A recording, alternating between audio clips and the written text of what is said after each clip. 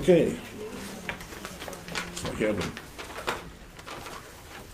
deja vu here. Okay, roll call, please. All board members are present this evening. All right. I think I'm gonna.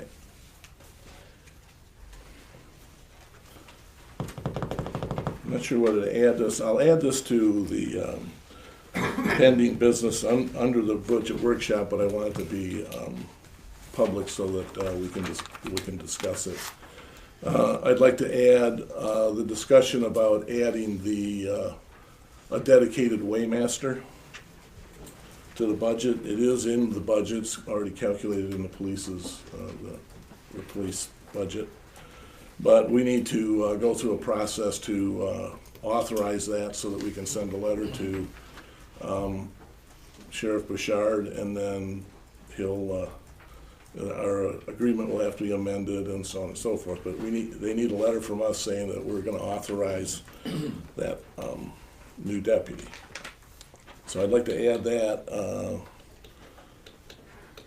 We'll put it in under pending business and just be a 7B. 7B. I think that's all we need to do. So, I would move to approve the agenda as corrected. Support? okay, moved and supported. Vote, please. Mr. Howe? Yes. Yes. Yes. Yes. Yes. Yes. Yes. Motion carries. All right. Consent agenda approval. We have several corrections in the minutes. On page 1, under consent agenda, it says Mrs. Copper. It should say Mrs. Cooper. On page 2, under pending business, item B, it says Mrs. Copper. It should say Mrs. Cooper. On page all about me. 3, Judy Copper. on page 3, under new business, item B, it says Mr. Cooper. It should be Mrs. Cooper. Hang on, Mr. Cooper. That was Telling the you, show. it's all about me. Right. Those are my Hang on, changes. Mr. Cooper, old TV show. You gotta be more transparent with me. Incognito. All right. What's Chuck doing on the board now? I didn't know. Can we get a motion I would to move approve? to approve the consent agenda with corrections. Support? Okay, moved and supported. Vote, please. Mrs. Chenoweth? Yes. Yes. Yes. Yes. Yes. Yes. Yes. All right, announcements and information inquiry. Trick or treat hours are from 6 p.m. to 8 p.m. on October 31st. You guys trick or treating? Jeez, nobody is. Oh, they were. Pillowcases. I'm already dressed up, so we're all set. Township offices will be closed Friday, November 10th in observance of Veterans Day. And the next item, Joe, is this correct? Were you expecting to do that ceremony on Friday? No, it's Saturday. November the 11th is Saturday. Okay, so there will be a dedication of flags and poles that were placed in Veterans Park on Veterans Day, November 11th, 2017 at 10 a.m. at Veterans Park. Approximately 10:15. Be there by 10. Be there by 10. The park is located down here at the corner of John Street and Livingston. And then following the dedication, a brief Veterans Day ceremony will take place at 11 a.m. Okay, at this point here, public comment. Anybody have public comment? Me, yes, sir. Your name Russ is- Tierney, 6,000 Buckhorn Lake Road.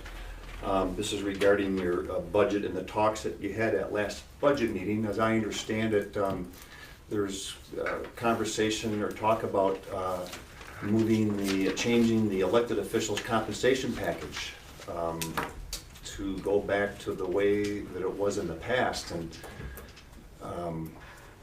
to make any change in the compensation package, as we discussed in the last board, really requires a compensation committee to be formed of residents and citizens to determine what the compensation should be for elected officials for the next term. So I would like to see the board adhere to what was decided last year for compensation for elected officials for the next 4 years. If they so deem that it's unfair or needs to be changed, then a compensation committee should be formed, all of those things discussed, and then reevaluated, rather than picking apart specific benefits and making increases that, you know, that aren't what was discussed or approved as of last year.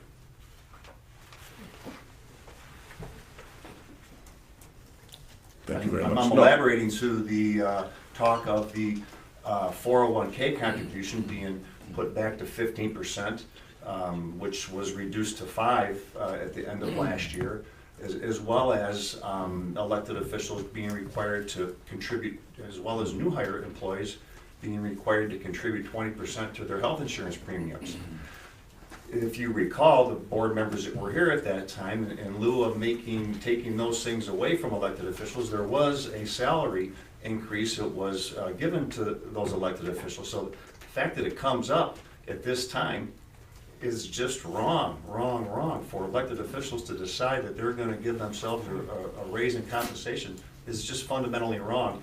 Therefore, and we recognized that last year. That's why we suggested that if this has to happen, there needs to be a compensation committee formed from residents to make these decisions on what compensation should be for all elected officials. So I would hope that all board members would remember this and do the right thing and turn down any increase in compensation until the end of the term comes up in 4 years, where they may decide that it needs to be changed. Okay, I appreciate your input. I would hope that you would have viewed the YouTube of the entire meeting, and I think what you'd find is we did not recommend all those changes. There was just a request for a discussion with the board, and some information was brought up. And then what the board said was, well, instead of continuing with the discussion, come back with what recommendations whoever was proposing it would like to see discussed. So there was never any intent or any true conversation said, we're looking to change everything back to the way it was. So I just want to make that perfectly clear. Well, I would hope you would realize, in order to do that, which of course is the prerogative for the next elected officials coming in 4 years, that the time to have that conversation is before then, is at the end, is in the 4th year. Or you can have it now and say, look, this is what we're gonna do at the end of our terms, rather than to give yourselves a compensation increase, which is Well, I think wrong. that your comment about the compensation committee is probably, rather than discussing any of the other attributes, is that you would have that committee, anybody that would want to present their case as a trustee or a board member or whoever, a full-time elected official, if they want to present their case, they present it to that committee. That committee could then determine at any point in time whether they wanted to modify what other things happened. I don't think the intent was to go back to that. It's just there was an intent to at least discuss the situation. So, thank you for your comments. Anybody else have a comment? Yes, sir. Chuck Dittmar, 112 Maribon in Highland. I just want to let the community know that last week we lost one of the great people within our community. Cliff Priestley passed away last Wednesday from bone cancer. 78 years old, lifelong resident of the old town of Clyde, which is up at Clyde and Milford Road. He and his wife, Fran, lived right next door, and they were essentially third set of grandparents for our kids. And they were married for 53 years. He ostensibly had the title of the mayor of Clyde. He was a long-time resident, lifelong in Clyde, like I said, and he's going to be sorely missed.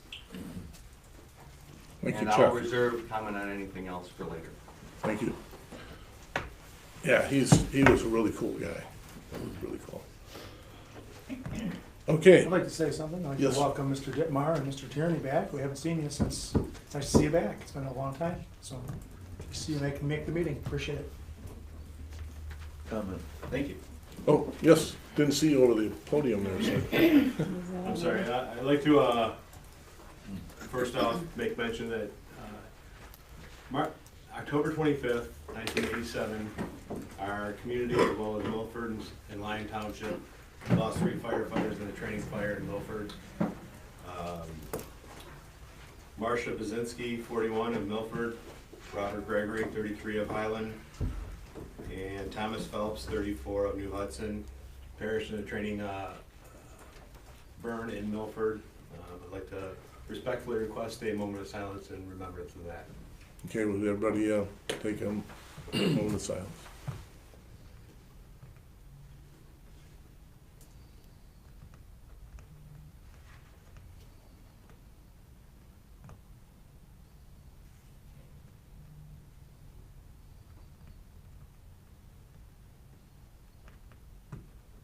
All right, thank you. Can I say something? Yes, I you may. want to thank you for bringing that up because I coached Marcia, right, her son Brian.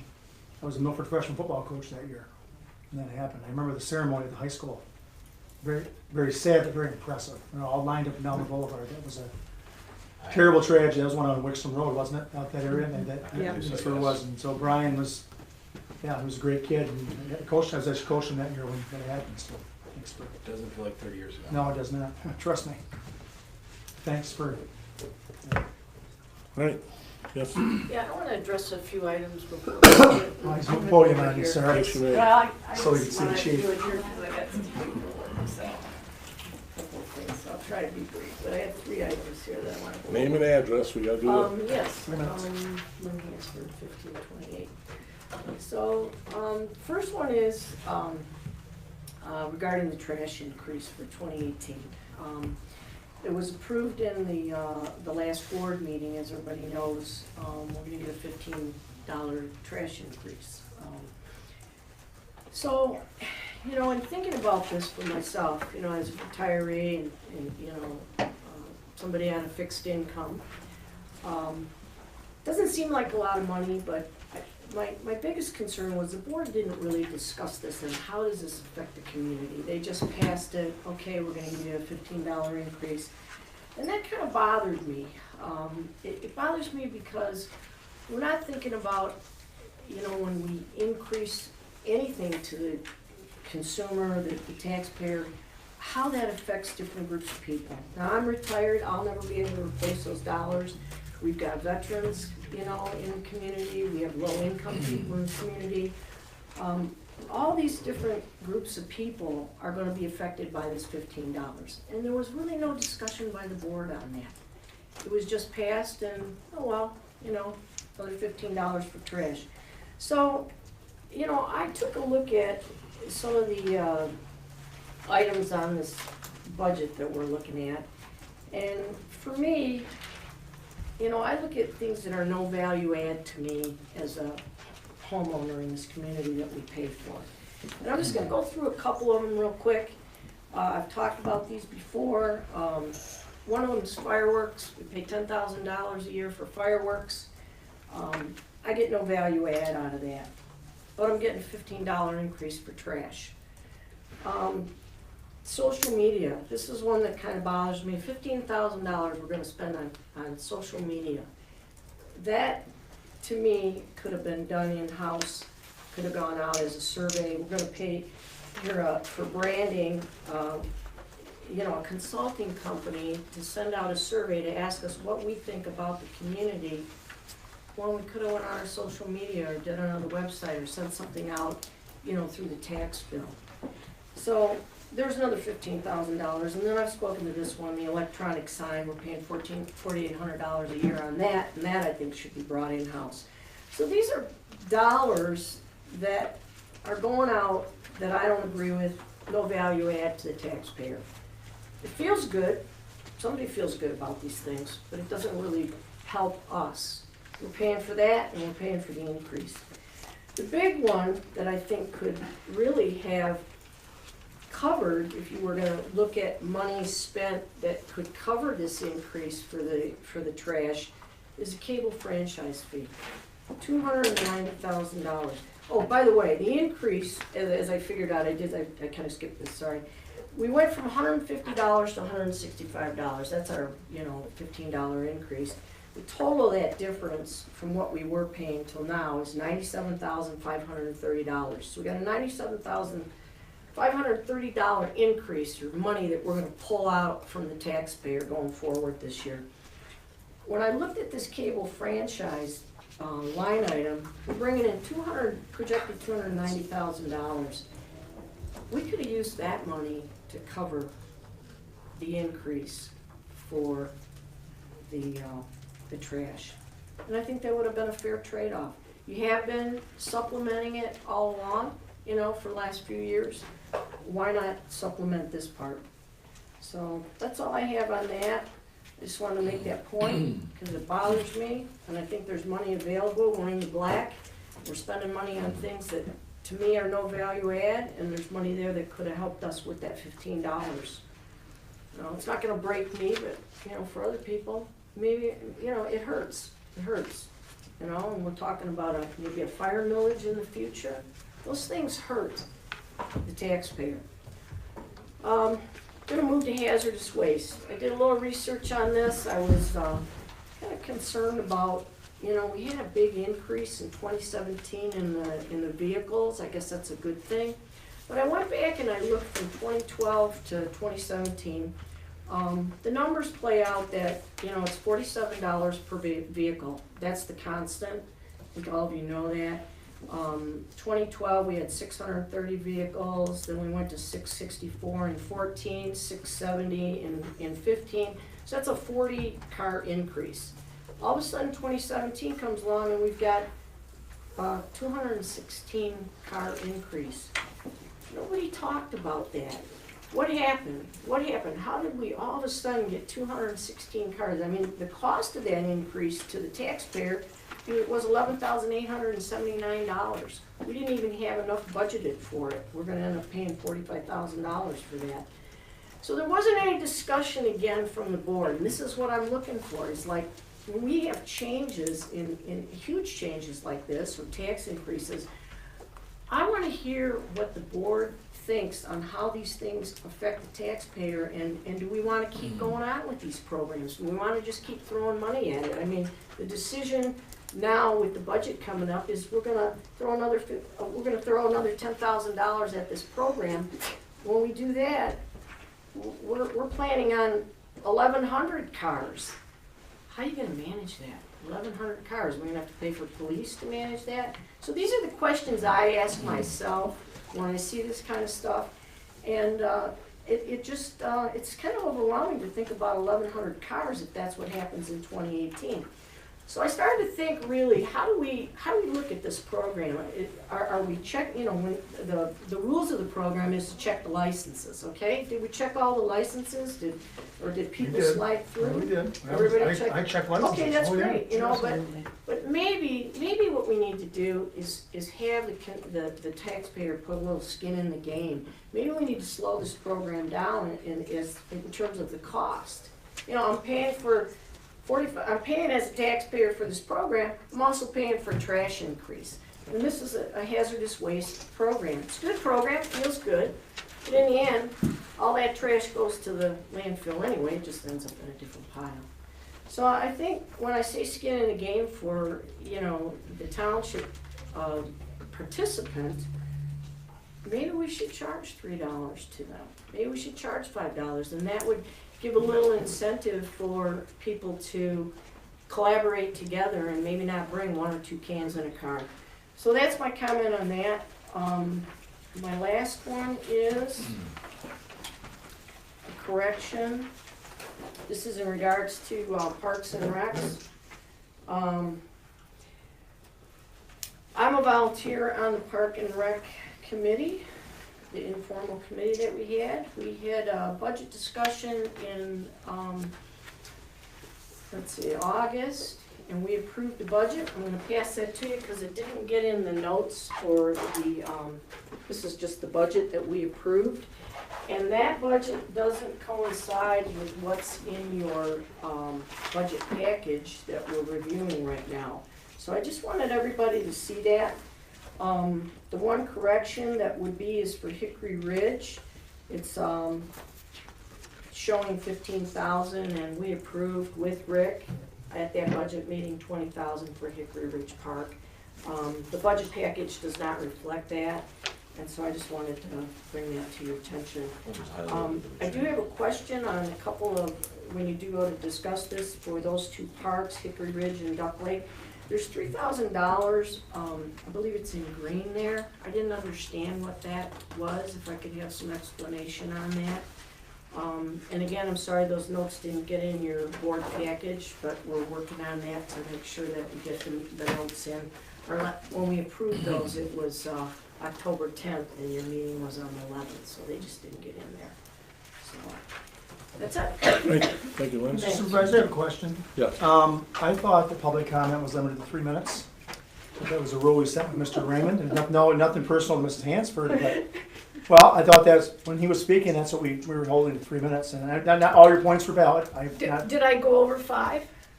I don't know. 27, I can't believe it, I 27 minutes. Well, I just thought we had a Yeah, 3 it's a minute, long time. I just thought 3 minutes was what we'd set, I thought we did have a discussion on that. Thank you. Well, I had a lot to I'll, say. I took a lot of time to prepare that, so. Then I you know. will say that Sorry if I went most people over. don't say anything, Very nice. and so there's some value in the fact that you took the time to look through it, and you said something, and we appreciate that. Thanks, if he And- wants to cut me off. No, I think he was pushing a point, but that's all right. And the other thing I'd like to say, Mayor, I'm sorry, Mayor, go one ahead. more comment about the hazardous waste. I'd like to invite you out next time to work with us, and you can see it firsthand, because we were shocked as much as anybody else how many cars came through this last time. And we checked, every time I've worked at, Mr. Ted Simons is the one, and his son usually, Ben, worked we checked every ID, we check them all to make sure, we turn people away because they're from Milford. Unless they're, I'm just saying, it's the amount of stuff that they take in, it's just amazing. There are some cars that come through with limited stuff, and we always try to encourage, we've actually encouraged where, would you mind, there's actually even more cars last time, but I don't know how many cars we took, and we asked them if they wouldn't mind, and they were happy because they got out of line and could go home. We had a few cans here and there, but next time around, I'd like to have you come out and work with us, because it's a long day. 1,000 cars is gonna be huge. Well, I know, but I don't know how you're gonna but you know, manage as we talked, Mary Pat has been with me too, and we talked, say, man, if this stuff was all just being, when I was a kid, we used to dump oil down at the end of the street. We didn't know any better in the 70s. My dad would say, dump it down. Thank God they're not doing that anymore. And I know you live on a lake, and we don't want all that stuff flowing in the lake and stuff. My so. thing is, maybe people should contribute a little bit to the project. That's all, $3, $5 a car. And I think that gives Or even incentive. 20. It gives incentive for people to work together more, to maybe put a truck together. But what if you those know, and people that come for through, 10 you know, But you're talking about the $15 increase on the garbage. What if the people come through and we say, why don't you contribute $20, and they can't contribute $20? Maybe that'll break them as much as the garbage fee will. Well- I said 3 to 5, I mean, Well, a little bit. okay, of even skin 3 in to the 5. game. It's only $15 for the garbage But increase. it's a so- choice, that's a choice. The $15 increase for the trash was not a choice, it was just it was given to us. $15 a year, correct? So, okay. that's all I want to say. $3.17 a week for trash pickup. The hazardous waste pickup's a great idea because it goes someplace where it's supposed to go. However, cars were lined up down Milford Yes, Road they to were. get into the high school, so. And that was double lane too. Yeah, it was a lot of people, so, and I don't think most residents would have a problem contributing $20 to get rid of their tires. I mean, I think they charge you Tires. $10, what do they charge you? $4 they could tire. $4, well, the real cost is $1.25 to get rid of a tire to haul it away, so I wonder why that charge is there. However, I wouldn't have a problem paying $20 to, I had stuff in the car, paint, stuff like that, but the line was so long, I just skipped it, and That was all day. I wouldn't have a problem paying $20 to bring a truckload of what's deemed hazardous materials, and it might be better to have it twice a year rather than just once. Well, twice a year, the mobilization of the company that hauls all that stuff would be the same. So you Yeah. double the Yeah. cost. Does our waste hauler handle that as well? Is that who Yep. does that for us? No, our waste hauler does not handle it. That's a company that's what their business That's what is. they do.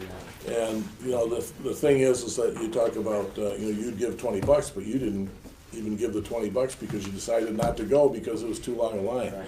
One of the things that we did do is, the reason there was an increased number is we used to have it out here, Yeah. and we had to be out there in 59 stopping people from running into each other. So we moved it to the high school, which unfortunately turned out to be a date when they had 5 different events going.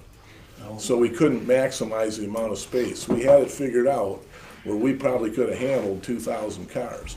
But we couldn't do it because this parking lot was for this play and this parking lot was for this football event or whatever it was, so that this coming one will have the ability to be able to set up a much larger area to be able to make people weave through. So, Comment. yes, We did have a discussion on the $15. There was something else that needed to be taken care of. What was that? So the $150 is less than what the charge is per household. I think it's $153.12. Please speak louder.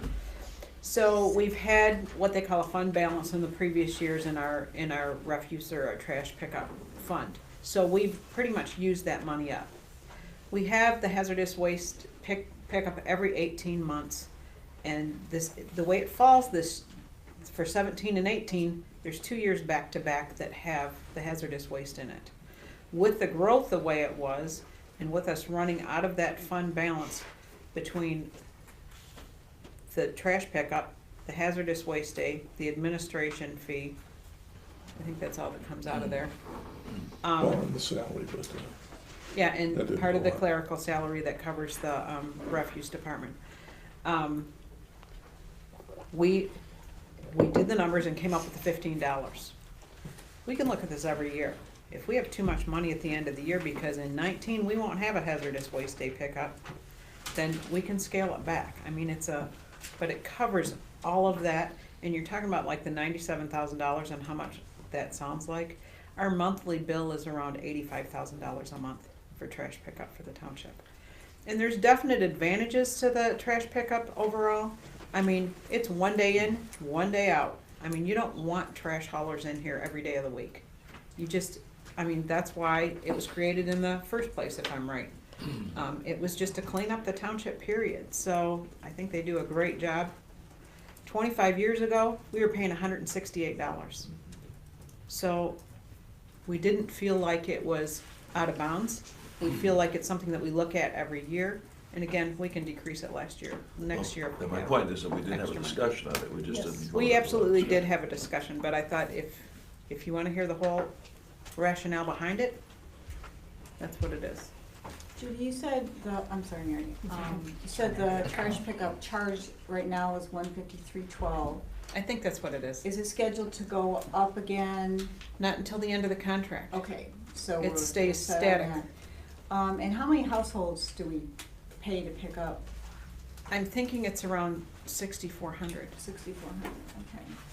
and that's Actually, just I have off the that top of number. my head. yeah, that should be in your calculations that Karen had for you there. Yeah, she can probably give you a better number. I like to call him Mary Pat, because I cut him off like 3 times. I apologize. Go ahead.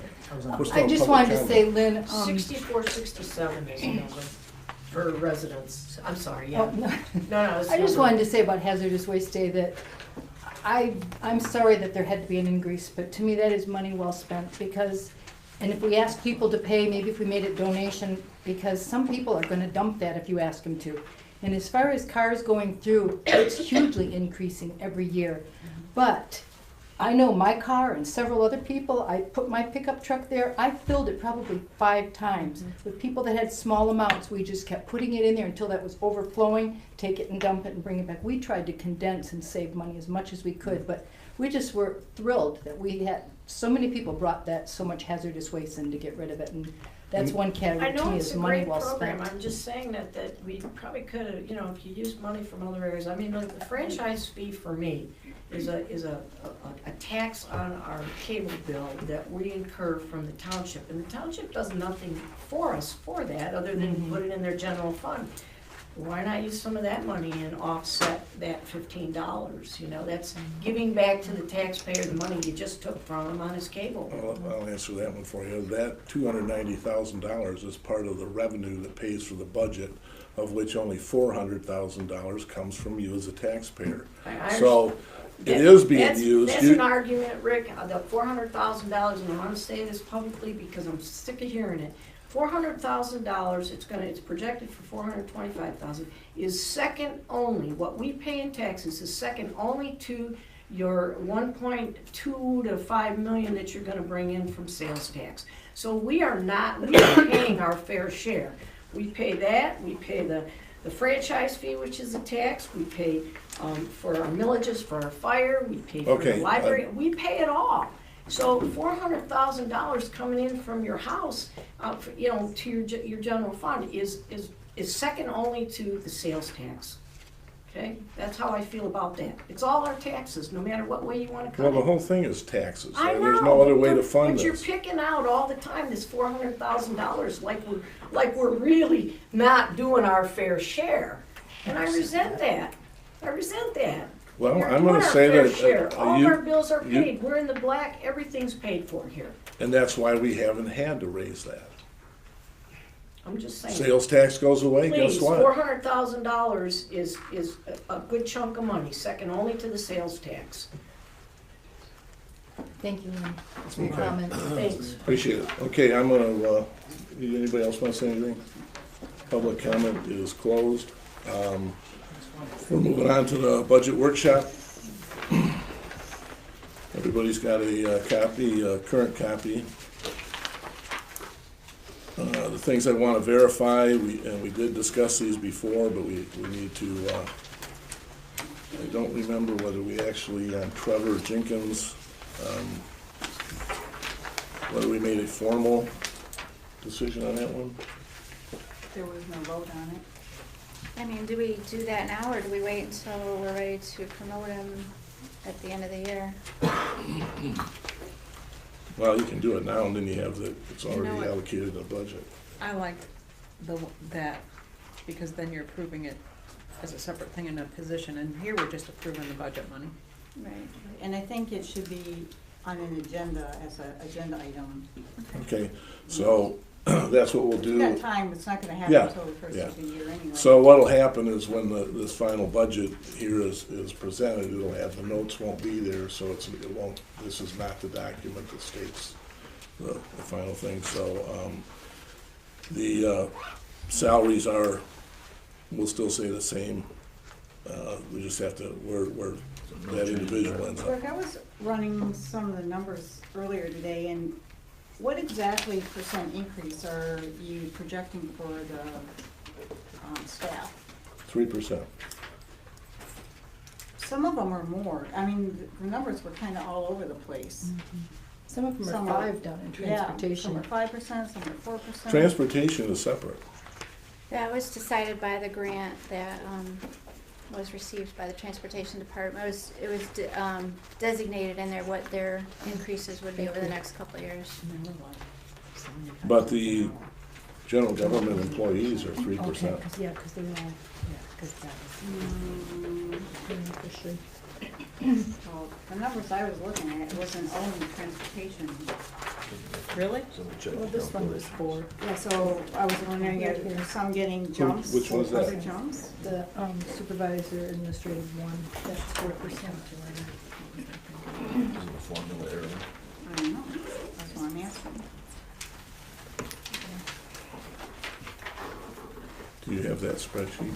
No. Okay. Yeah, but it doesn't have the calculation in it. Well, let's figure it out. Oh. Okay, so.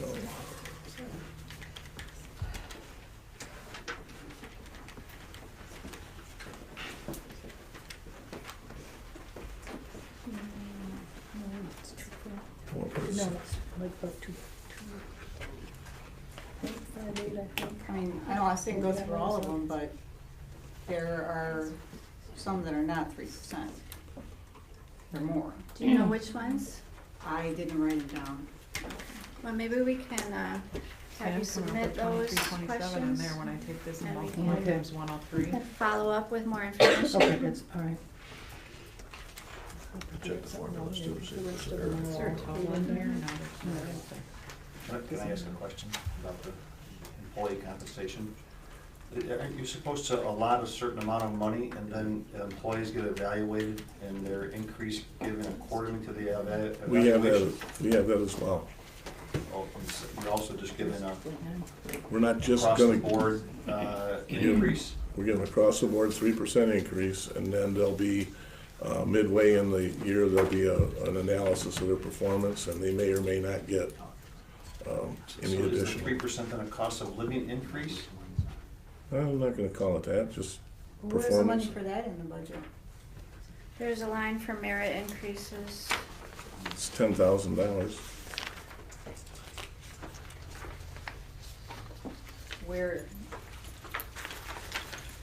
It's under general government personnel. It's the second to last line Yeah. on page 5.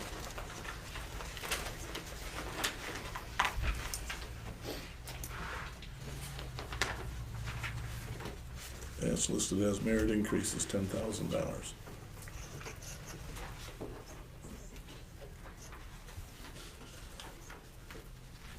So that'll come to the board when you do your evaluations and you have a proposal of who's gonna get what increases? Correct. You gonna do a percent increase with that, or you just gonna give them the money? We'll probably do a payout as opposed to, What kind of payout? yep.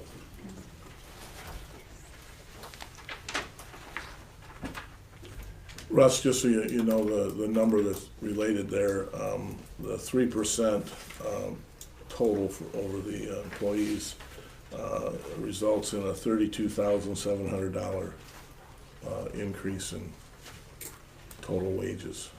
Yeah, I thought long ago when we evaluated the compensation process for employees, if they were to be evaluated based on their performance, and we, in the past, we had set money aside to do that, they were evaluated and then compensated accordingly, or their compensation was increased accordingly, rather than to just give a across-the-board same percentage raise to all employees, which we deemed through our research as well as Paychecks, who we contracted to come in and help us with that just was not effective.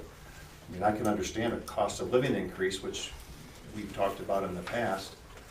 So I guess, I mean, I think a cost of living increase makes sense, but an across-the-board same percentage increase to all employees doesn't make any sense at all. And those conversations, we went through at great length with both Paychecks and Bill. Well, you can call it what you want. If you want to call it a cost of living increase. 3%, so you've changed that policy of compensating the regular employees in the township. I don't think we changed any policy because there's no written policy whatsoever on it. It was agreed to that that's how we would handle it at that point in time. If you want to call this a cost of living increase, you can put whatever Well, title it was you agreed to want. that was gonna be the process for evaluating an employee's hourly compensation, was to possibly, a cost of living increase, if there was a cost of living increase, or to evaluate all the employees based on their performance and then compensate them accordingly, up to, I think, from 0 to up to 5%, which is what we did last year.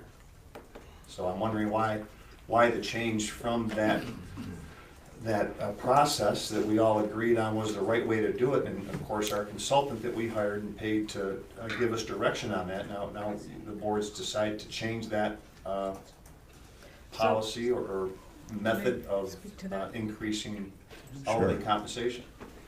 So a couple things. We researched surrounding townships as well as Oakland County to see what they were doing. And it came back that the consensus was 3% for a cost of living raise to bring people up, since in the past few years, they hadn't had substantial raises. We also researched surrounding communities to see what they were hiring for new positions.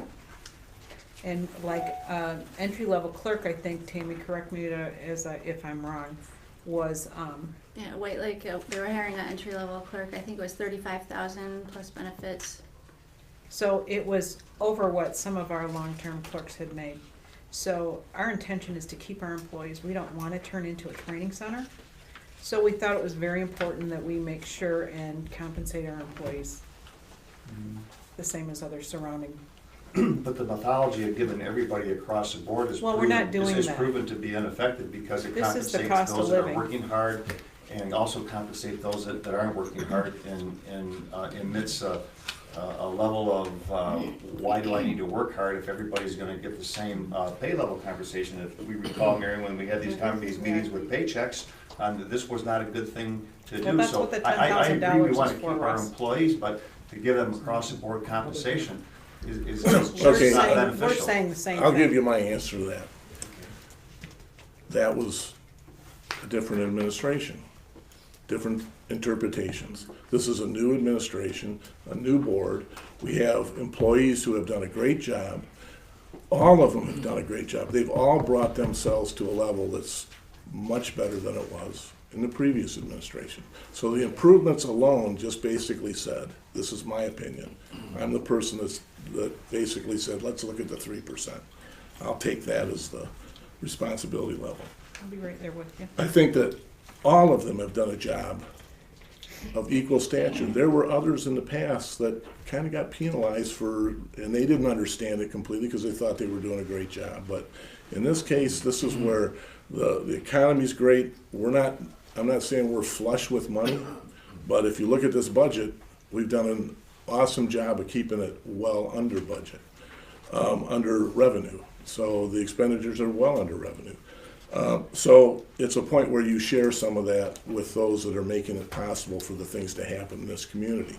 Without our employees, we'd shut the door because all we do is tick everybody off. So it's a difference of opinion, and I appreciate that you express your opinion, but we feel that that's the direction to head, and so that's, Well, that decision that you made makes more sense than calling it a cost of living increase, because the cost of living increase was not 3%. In fact, we learned I think the last cycle, that the cost of living had went down. We weren't going to take that away from them, but cost of living increase, if you're going to call it that, should reflect the cost of living increase. It's a 3%, you deem it's because of their work ethic, then, so be it. I can understand, and that's your decision to make. I was going to add to that. I think our discussions based on that were based on performance from this past year. And seeing the energy that's been built in here and the camaraderie that's been built is an important thing. So I think that was my focus on seeing that happen. So. okay, thanks, Russ, I appreciate that. But that's what I said, it's a semantic thing that kind of draws or paints a picture. What's the right word?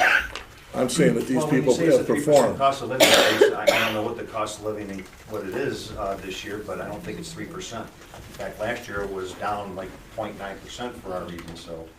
But it's more of a overall merit increase, which. But what we did you said it is so we've I'll live with it. allocated a component in there that says, okay, let's review this midway. And those that have, now we can start to look at what are the performance measures that we need to take. We're going to have some new employees because we've lost, our ordinance officer. You saw earlier that we need to make some changes, through the conversation we had. We need to make sure that we're doing things efficiently and effectively to keep the constituency satisfied. So those are parameters that we can use as measurements to use the tool for merit raises, to say, okay, everybody's done a great job, the attitudes are great, the performance is pretty much clean across the board. Now, going forward, we have the ability to be able to compensate for some additional performance measures. It may not get given out. Yeah. It's a good method, I think. So that's the thought process behind that. So, but one more statement, and I know it's not. I just want to just because the township is flush with funds, which is a good thing, doesn't necessarily mean it has to be spent. If you are overly flush with collections of taxpayer dollars, you could always reduce the taxes. we could. Do we have a rainy day fund? Do we have a? No, we have no rainy day fund. That's called your All right. When you have the balance. general fund balance. Fund balance. That's your whatever's in the bank and everything else. So, all right. Well, I appreciate that. I hope we cleared that up. And for information about your calculations, all these calculations are, according to the spreadsheet, 3%. So I don't know how the differential works out there, but that's. You take the initial rate and multiply it times 1.03, it should be really close to the second column, but frankly, I didn't prove them out. Yeah, well, whoever did this could just double check it, We will. whoever did the spreadsheet. I told you not to buy that on eBay. No. All right, so Didn't get too derailed there from there. On the, under legislative, I was wondering if we could increase that dues and education so that all 4 of the trustees could go to a conference this coming January. No, it's not in January anymore, it's, April. April. I think that conference is so valuable, and, I'd like to see all 4 trustees be able to go to that. And I don't think that's gonna cover it along with the other classes that we end up taking. So I don't know if you we put the 6,000 in there, I think that would probably cover, it's 1,500 per trustee for the conference and classes. Brian, have you ever gone to conference? No, actually, I went the first year and I didn't think it was worth it at all. I thought it was, we went down to the Renaissance, and Rick and I went down to the Renaissance Center. I remember leaving there thinking, I thought it was a waste of taxpayers' money. Maybe they've gotten better since then. We went to all those meetings. I just thought it All was, the different sessions? Yeah. for each? sure. I just didn't think it was, I haven't gone back, and that's why I haven't gone back since. You can have my money if you want. I'm good with that. I just didn't think it was, unless they've gotten better or changed. I just thought it was, I just didn't. Classes, and like Yeah, I this just past year, I didn't see anything that, really. Right. caught my I just didn't eye. feel right using that money because I just didn't think I got anything out of it. So that's all. But Ken? I think it's more material based. When the 3 of us went to the MTA conference on fire service 2 years ago, it wasn't as good as the one you went to 2 years prior. That's true. Tammy and I went to the same thing again this year because there were a couple issues on there that I found of importance. While part of it was great information, the other part really didn't apply to us. So I think it's all gonna matter, Sure. depend on what's on the agenda for that. Well, period. exactly, and that's Well, why I said I yeah. looked at the agenda for this year's and there wasn't anything, new and exciting that I wanted to see, so I didn't go. Because it's a lot of money to go. that's fair enough. That's fair to look at that. I agree with that too. So So you're, You anybody, still want to increase it just in $6,000 case. is what you? Yeah, I think 6,000. We don't have to go, we don't have to use it. Right. no, Right. that's right. If it's not a good lineup, that's fine. Okay. There's a lot of free classes that we're able to go to too, as you know, like the MMRMA, the one that they have in March too is an excellent one in Lansing, and it's a one-day thing, it's free. All right, so we're proposing to make that 6,000. 6,000. Okay. Okay. On that note, I'm gonna make a comment myself about it. It's probably the way that I absorb information or pick up details about how to do my job. There were some things in this last one in Lansing that were pretty good. There were a lot of snoozers for the classes, and it made it kind of difficult to get through some of them. But I think that, like the Chief said, sometimes you just hit these things where somebody hit them all on the nail, and it really makes it worthwhile. So, and it's best to have educated trustees and in-house officials, and you don't get this from just living in the neighborhood. I mean, you're not going to learn these things. Right. So, You need to talk to other people. a lot of it turns into networking. Yeah. It took me 4 years to build the network that I've gotten by somewhat being forced to go to some things and volunteering for others. So, and the interesting part is that networking has really shown me how top-notch Highland is. I mean, so there's value in it, and it's $6,000 seems like a lot of money, but That's one thing I came away with when I started hearing all the other township folks at different levels, listening to them, and it was like they didn't know what they were doing at all. I mean, Oh, yeah, It was it's like going to the conference, pure- tells you that we do have it together here in Highland Township. So We- it was a positive feeling for what we do. Yeah. all right, thanks, Mary. Question on page 4, Page 4. on the parks. I also am on the informal Parks and Rec committee with Lynn, and one of the things that we discussed at our last meeting, we made a motion and asked that I would bring it to budget meeting, talk about establishing a capital improvement fund for the Parks and Rec, if they have any money left over budget at the end of the year, or any money that we can put into that, because we have a long list of things we'd like to do. And so now we're thinking we probably should try to find some money to do those things. Right. So if we could set that fund up for that, earmarked capital improvement fund for Parks and Rec, would be appreciated. Do we need to vote on something like that?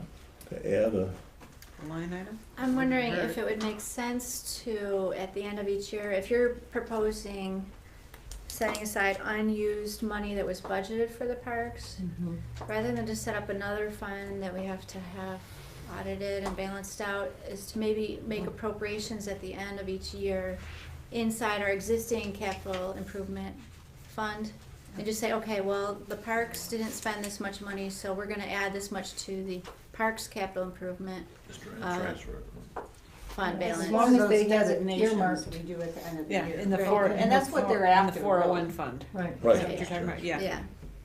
I don't- And is that what are you hearing what we said? Yeah, we would have a fund, appropriations fund for our leftover money each That would be year, really so appreciated. that we could build. right, it's like every year we start out with zero. Yeah, we'd like to try And to then you build go, for some okay, what are we bigger gonna do projects. this year? Well, and I wanna explain that, one thing is that, just for general knowledge, the Parks Committee can vote to do things, but it's a recommendation. Absolutely. It's not an absolute or that we will change things. And what I wanna explain is that, there's still room to add to that. If we need more money, we can add more money by doing a budget amendment, but part of the problem with going the route, and this is what I thought about after your conversation, of going the route of taking excess leftover from that wasn't spent and then putting it in the capital improvement fund is that if you look at these two items that say 3,000 in each of the Hickory Ridge and Duck Lake Pines Park, that 3,000 is for immediate emergency use. Then there's $15,000 that is allocated to a couple other things, fixing the gate and pathways. So that's a total of 18,000 that's allocated to Hickory Ridge. Then there's 23,000 total for Duck Lake Pines. So in reality, there's 41,000 allocated to two parks, and we can take from one park to the other if we need to. So it's not like it's written in stone that you have to use these numbers as such, but the rationale is that we realize that we have this capital improvements account that's got a lot of money in it that has been saved up, and it's been saved for capital improvements.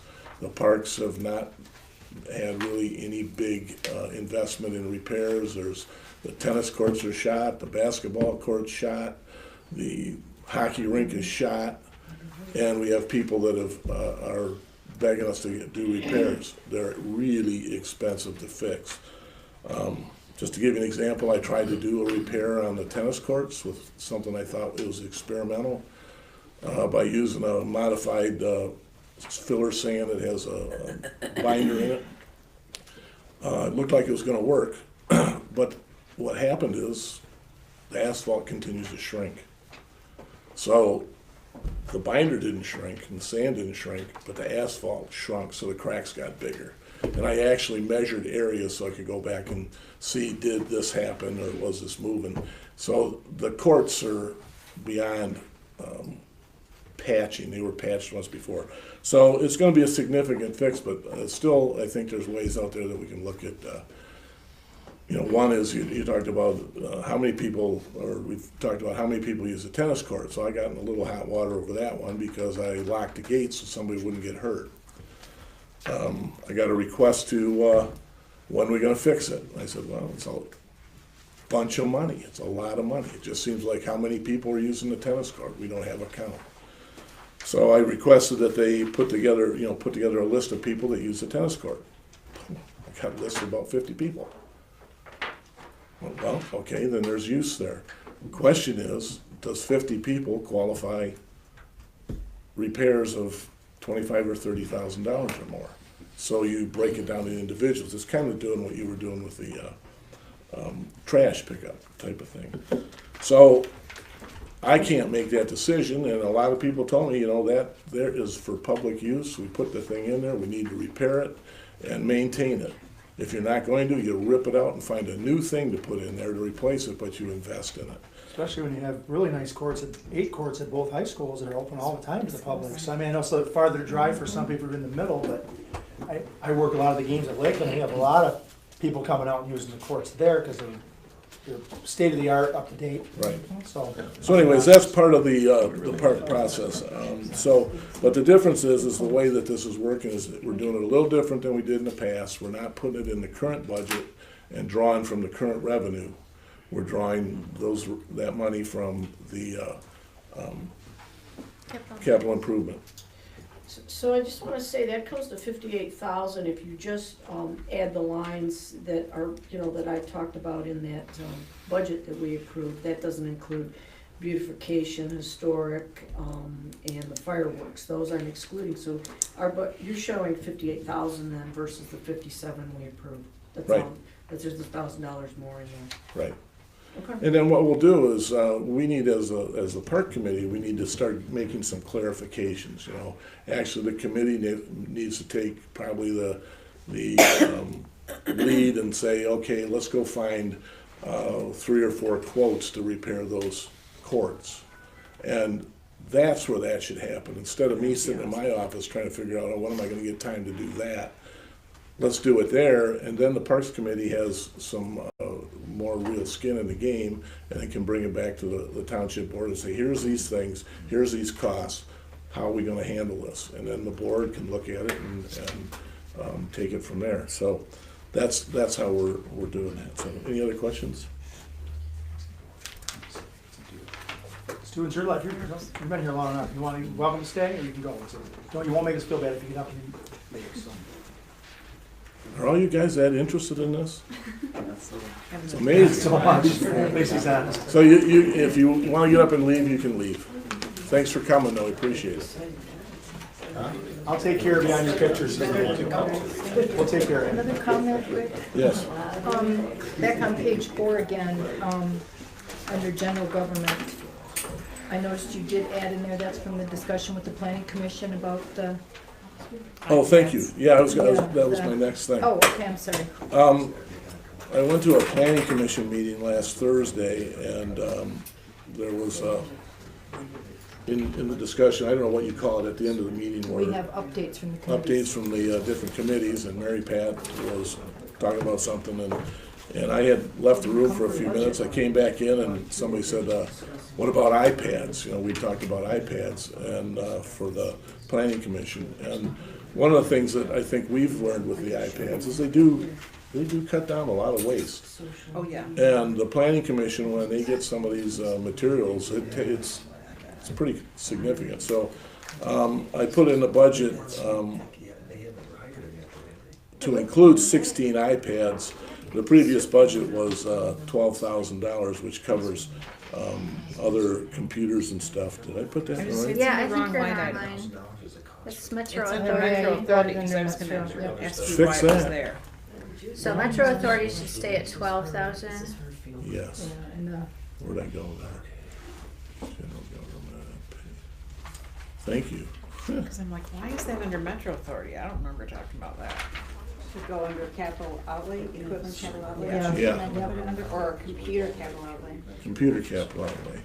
So that was Those 12,000 was for, Oh, it was 12, that was 12 as well, so, got it. so, yeah, so That's how you did that. 4,400?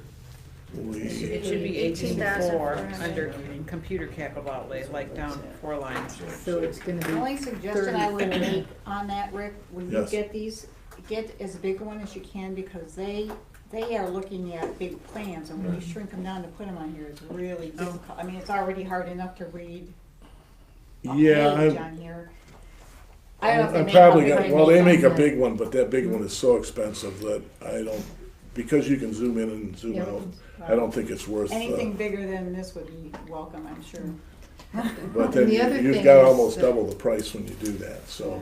Built there. I wonder, can we just print out the large sheets for using paper and then just use the rest of the I don't documents? even need those big large sheets, really, I think that we can just look there and enlarge it if you wanna close in on it, because they're just big and awkward, and it's gotta be hard Let to the make planning those committee make some copies. recommendations.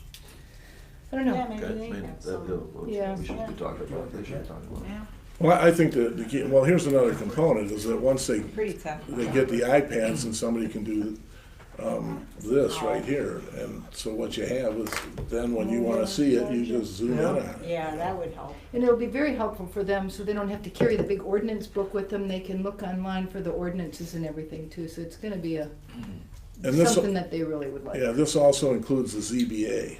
So there's 16 iPads anticipated in there. And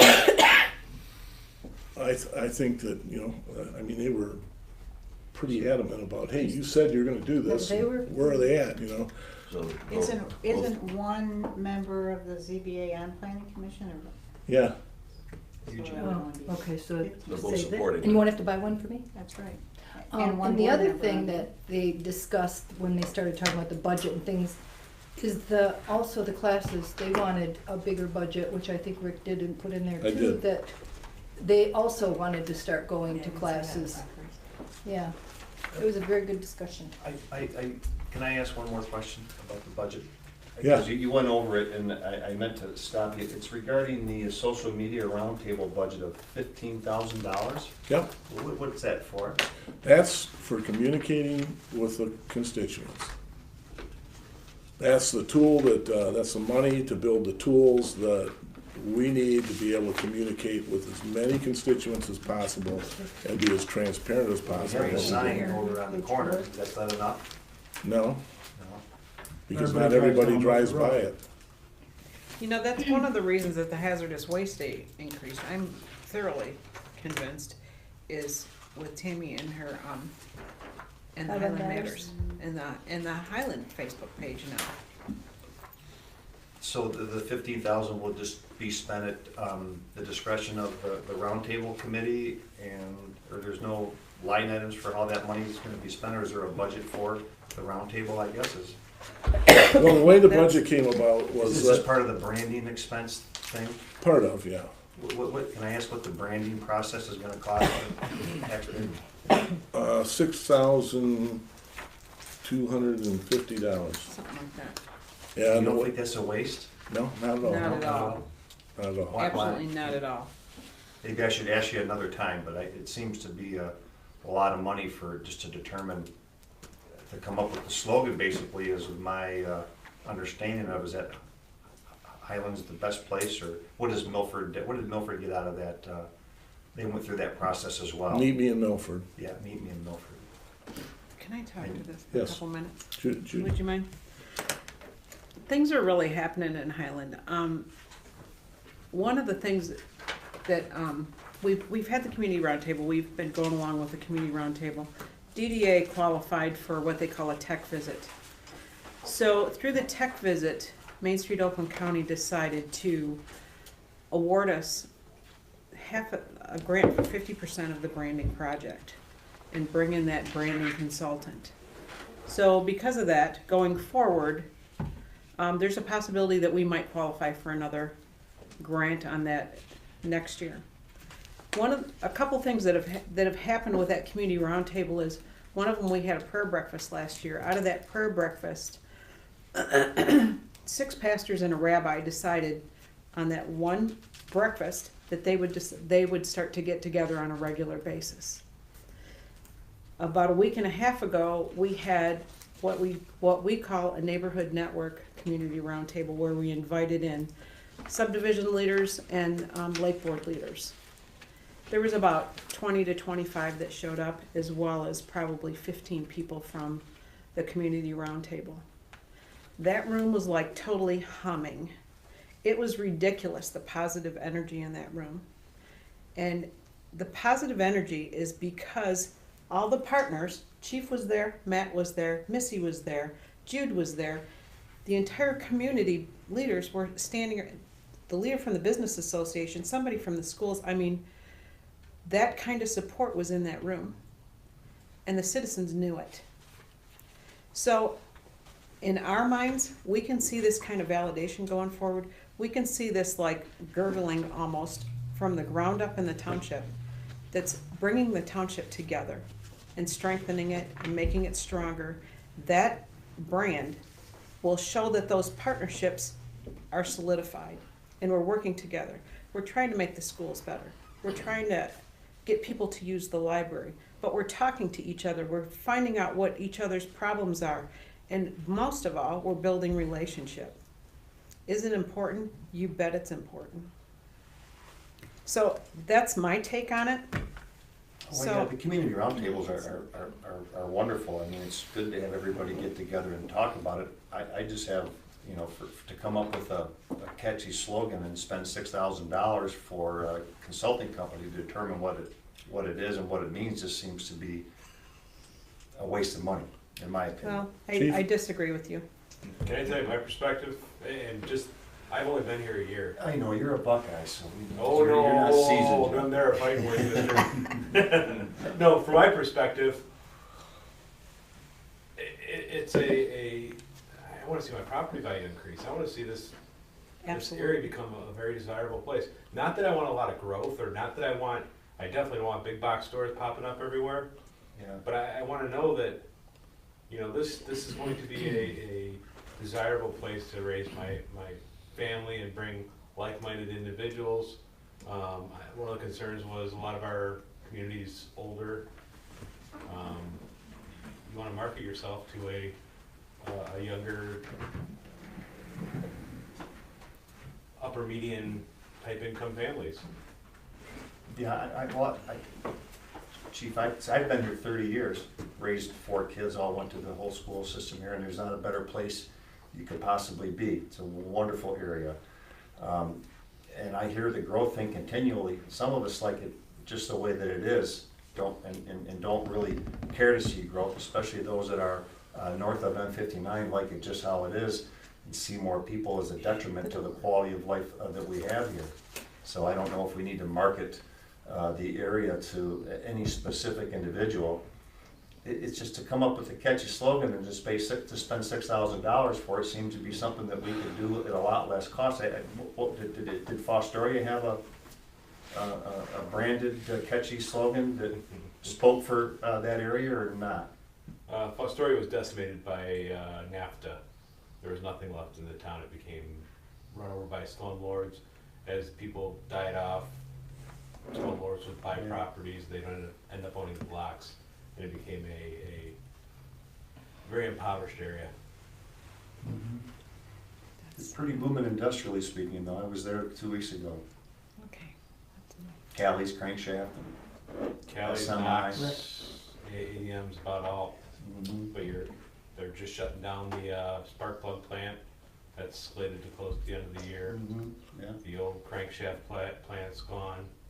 Atlas crankshaft. I mean, there's really nothing in town. Average median income's $11,000. Russ, I think the difference is, we could hammer this for Yeah, it's hours. just the $6,000 to It's have a a- consultant to come up with something. And once again, it's a personal opinion, so, and we appreciate your opinion, and Absolutely. if you don't express it, then we're not doing our job to at least try and explain to you why we wanna do it. I appreciate you taking the question. And, you know, so, to kind of expound on it just a little bit more, what happens is, we can be all Google-eyed here in a panel of people that, you know, 15 people that get together and talk about how great Highland is. But what happens is there's so many things that we need to get out to the public that would improve the way things happen. That could maybe circumvent some type of a disaster or an emergency. That could maybe even through the logo have somebody look at it and go, yeah, it's not my kind of town. You know, and, you know, so an example is, a perfect piece of this is Milford's slogan, meet me in Milford. We were To talking me, about what that. it actually says is meet me in Milford, but Go home. go home afterwards. So it can be powerful what it does to the community and how the community is seen on a broader basis. Now, what they're asking is, the DDA district is saying, and I'm speaking for them, and it's not right to do that, but they're asking for people to come in and use the amenities that are there and to enjoy what they have in their town. But the public really doesn't want all those people to stay there, But that's how a lot of Milford is full. Try and find a place to live there now. Yeah. But it's because of kind of goofy little things that you might think are goofy, slogans, logos, imagery. It pulls people in because that whole town is an image. It's a Disney World thing. Well, the So, question, how does that benefit the taxpayer in Milford? Chuck, you, Yeah, if you don't mind, I'd like to just put a couple 2 cents in Sure. this. I think it's a great idea that we're going through this project, and an example that meets both a community need and an emergency preparedness need, or that would have met an emergency preparedness need that we lost, is the middle school. If we would have had this kind of collaborative effort and working relationship with the schools back in 2010 to 2012 timeframe, I think we might have had a different decision about this middle school property, and we would have kept probably one of the central emergency locations for people to go to if there was a natural disaster, which that location was designated as.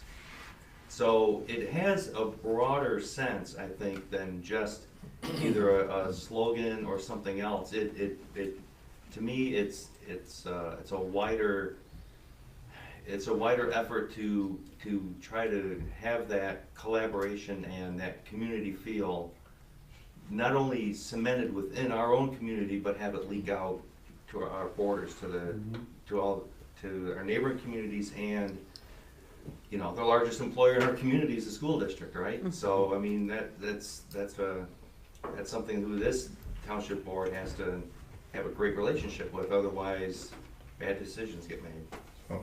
all right, well, appreciate your input on that. Thank you. Thanks, Chuck. I don't believe we beat it to death. I think that it was good to get that conversation out there. Sound reasoning behind it.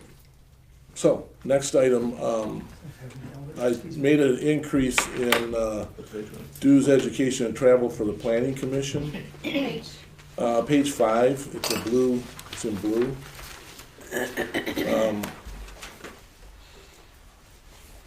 Mary Pat, how do you feel about that number? I think it's a good place to start, but I think it's a little bit low, don't you? There's Why don't 9 you give me members.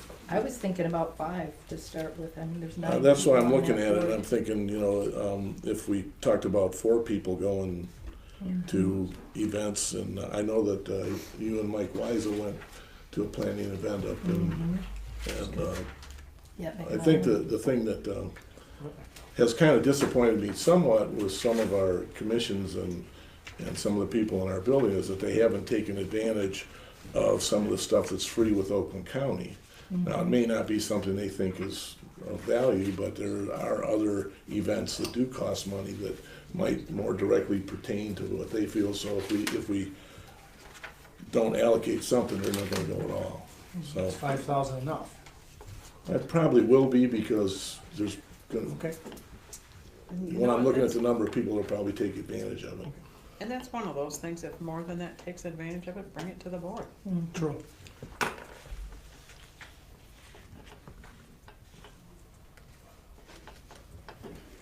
Okay. All right, I think that should be it. I know, For- just gonna see what we did this year, but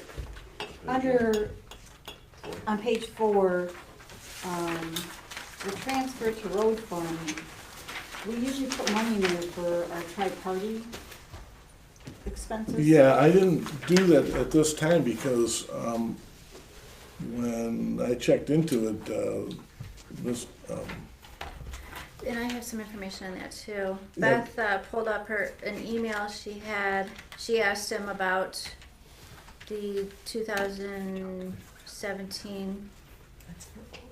Oh, okay, so no, here it is. He says the 2017 tri-party was announced in January 2017, so we probably won't hear until January what our numbers are gonna be. And then we can do a budget amendment at that time, and we could take a stab at it, but we don't know what the numbers will be, so, I don't know if it makes sense to put in a number that we can't really say that that's what it'll be until we know it. Well, I think it's better to put some number in there and it kind of protects the money for that. We're gonna amend it anyway. You know, you have $85,000 left over. We know there's gonna be some money spent on that. Well, I don't know if there's a need to protect that. We had We're not, $59,000 in 2017 spent already. where are you looking at, Mary? I don't know. Page 4? Well, on page 4, it's on the bottom of general government, transfer to road fund. I see the line item you're looking at, but like the 183, that was the rest of Clyde, right? Yeah, Right.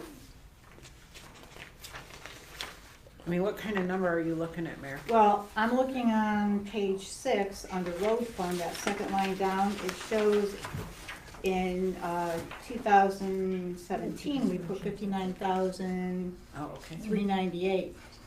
that's because I think we put money toward, that was the money we put towards that mill and fill, And that was an amendment, it wasn't originally in the budget. right? Right.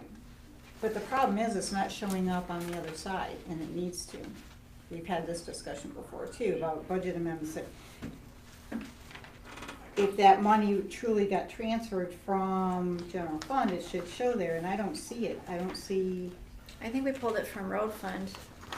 We pulled it, yeah, we pulled it from the fund balance. we had that much in fund balance? Yeah, we did.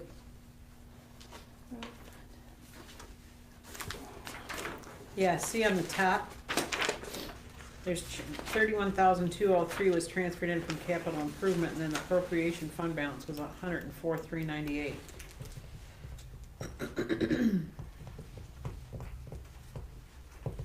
I knew I should have brought my audit, but I didn't. And then on the September 30th financials, we have a fund balance in our road fund of 556,000 plus dollars.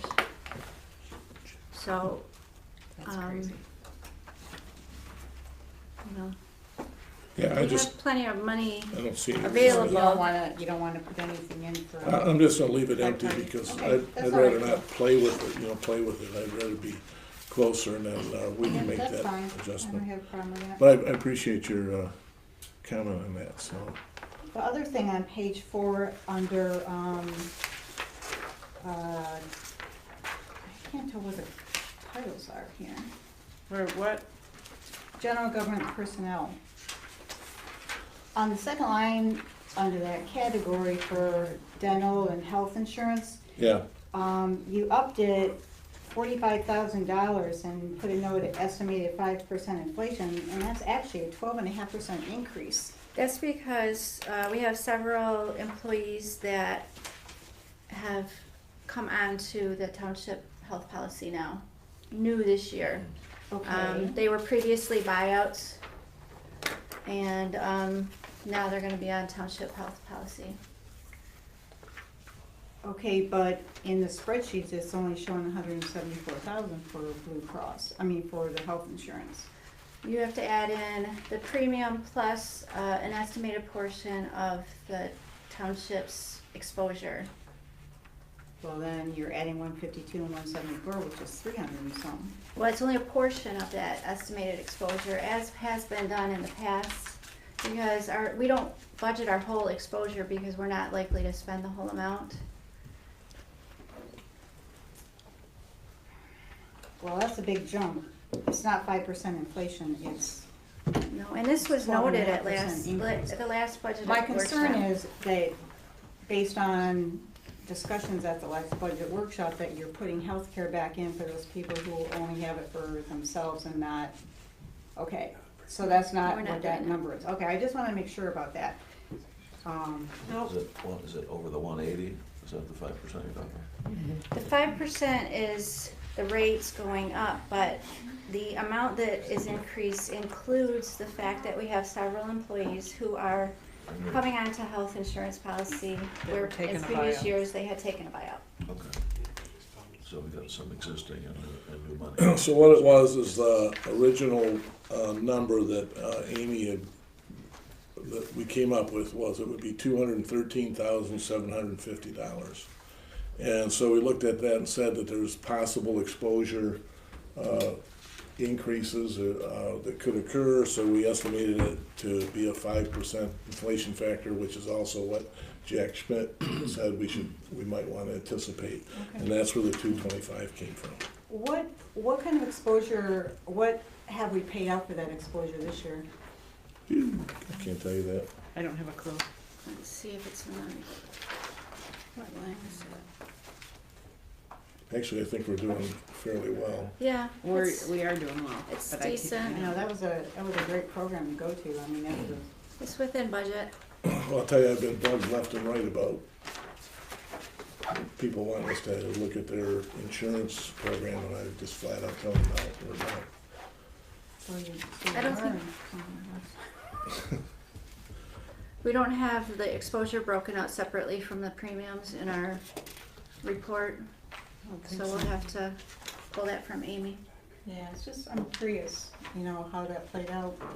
Give her a call and, or stop in and Sure. check it out with her. Give her a call. Be something we need to know. All right, so we increased the planning commission dues, ed, and travel by 5,000. So let's see what that did to us. So the changes that we made were $82,792 under revenue for expenses.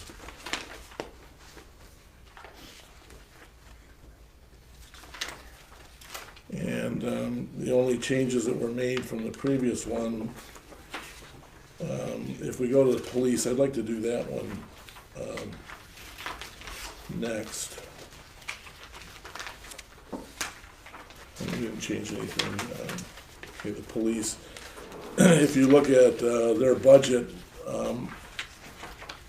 Lieutenant Snyder had factored in the numbers that he needed to do the added weighmaster, so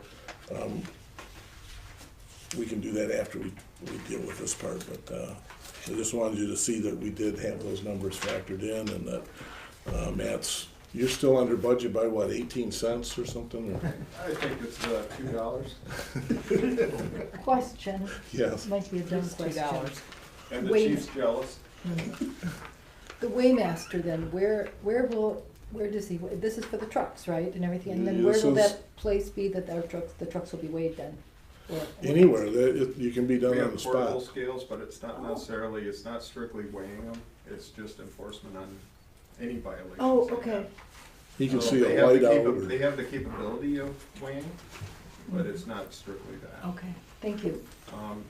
And with this added position, it also adds another vehicle into our fleet. Nice exposure, that's good exposure, so vehicles. Well, people. an interesting thing about the accidents weighmaster, that and fast. if you're thinking about the gravel pit, The accidents that Clyde that were hitting on Facebook all the time. And we think about that a lot. Yeah. going around. and you know, but you're thinking about the gravel pit and people being overweight, those trucks can't leave that gravel pit if they're overweight. They weigh them on. They weigh Oh, them and they have to meet the legal limit, or they have to turn around and dump. They're not allowed to even go out of that pit. That's good to So it's not, Doesn't mean that load doesn't shift, and they get, you know, because Right. it's per axle, and I'm not the expert, but, Right. you know, those loads do shift, and they do get over. The trailer tips over. Lieutenant Snyder, it's not just the gravel trucks that they can stop too, it's other commercial Any trucks. commercial vehicles, Yeah. anything, and we got 59 going right through our township, Yeah. so Yeah. that's, Right. Yeah. And the other thing I think they can do is monitor the gravel on the road, because Hickory Ridge in front of the gravel pit sometimes is muddy and rocks, and, you know, they either didn't wash them or didn't wash it very well or whatever, but that's something they can address too. Yeah, when we had them in the past, the weighmaster positions, they've, you know, it's a deputy who's specifically assigned to that position. It's a special assignment. They can't be bumped out because their seniority's low. They get specifically assigned here and they can't leave. So what benefit comes with that is they establish a relationship with the gravel pit, with the companies that are in and out, you know, so it's a win-win. you know? They're not gonna be, taking the calls for service at the other calls, or, you know, they're strictly dedicated to the Waymaster duties. Will they stop all the trucks from unloading vehicles in the middle of M59? That's always an issue, yes. Is that a violation of loading cars on the It is, shoulder? yeah, or using your Zod Dodge who likes to park in the left turn lane, the center left turn lane and unload cars, that is actually a violation. Wish they would do that. They need to pull in their parking lot. Okay, Thank you. You're welcome. that, the DDA, we did get the numbers in for the DDA. So the budget has been, filled. And if there's any questions, I think we've kind of covered everything, done a pretty good job of going over it. I had a question on the fire fund, I kind of skipped over that one. Okay, Chief, did you hear that? We have an increase in the firefighter payroll. We're pretty much on budget this year at the 440,000, and it's jumping up to 28%. So we got plans for something, or? One of the things that happened relatively soon after I got here was we went from sporadic 8-hour coverage here, 4-hour breaks in throughout the day, 8-hour coverage at night, to 24-hour coverage. We also had evaluated our compensation and reviewed other surrounding departments to provide similar compensation to other departments to try to attract more individuals into the service. So that's where the change is at. We've made adjustments elsewhere in the budget. Okay.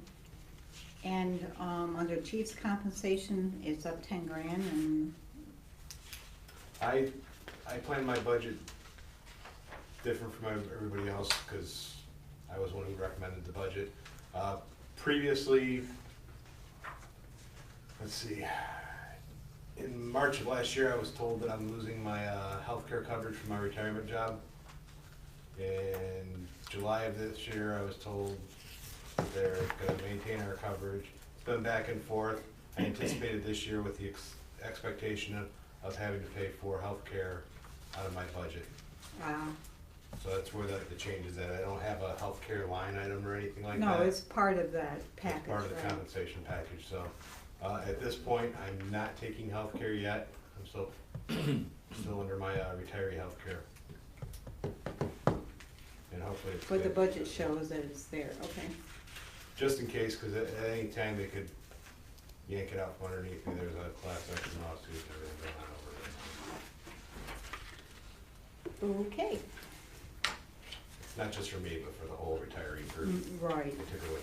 They're not picking on you? No, they saved that for you guys. all right. So, on that, I'm gonna propose that we have a general consensus that we can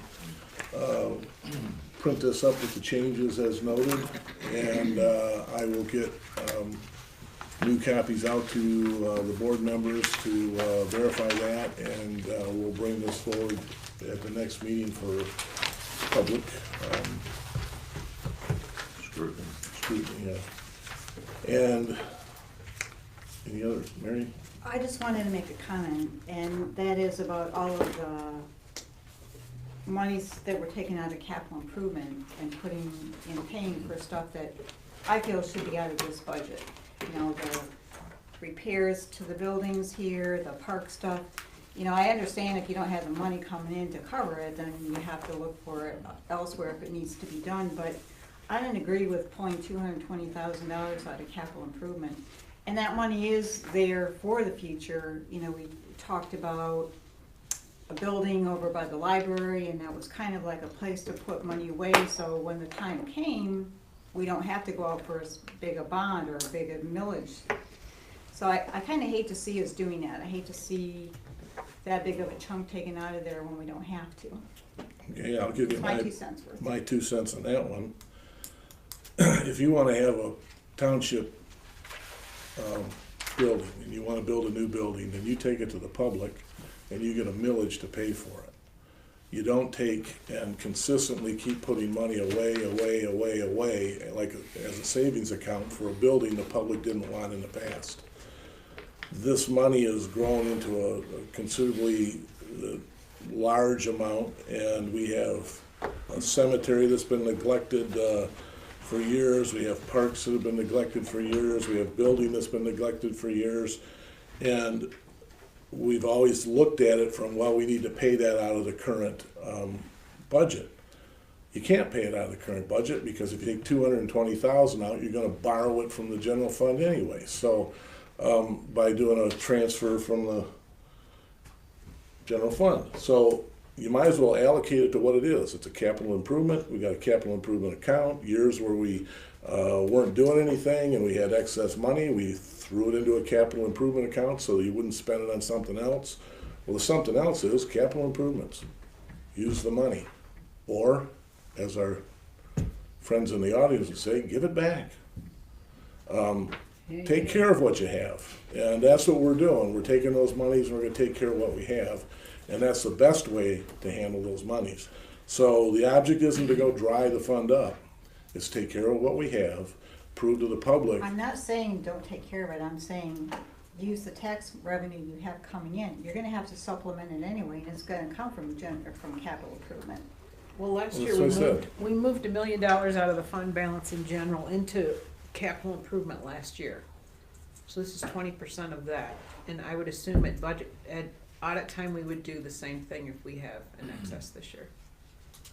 And in the past, you taught me that we would take any kind of building funds or maintenance funds out of here because it'd be easier to track, and that makes all kinds of sense, Mary. So that's why we did it that way. So the $1 million we moved in there was excess in the general fund. And I agree with Russ, if we're really that flush with cash, we should be looking at lowering that 0.6 mils. You know, we don't need it. We've got that much cash left over, and we've got that big of a fund balance and capital improvement, and you're not looking to do anything, I say give it back. After we maintain all of our buildings, and we make sure that everything's taken care of in the other funds. We can look at it. Well, what was the number that the general fund balance shouldn't exceed, the total budget should be It was approximately 40 to 40%? 60% Well, of it really the should be expenditures. 60 was at the high side of it, 40 was still pretty generous, some operated 30%, so at Right. that point, I think you really have to look at, the lowering the property tax rate, if it's gonna be Well, in first- excess, certainly of 60%, it should be lowered. First, we 40 have is to, enough to cover it. sorry. First, we have to look at all of our assets and make sure that they're up to snuff. When they're not, we have to take care of that first. You also do have to allocate for catastrophic events, and you just don't print money.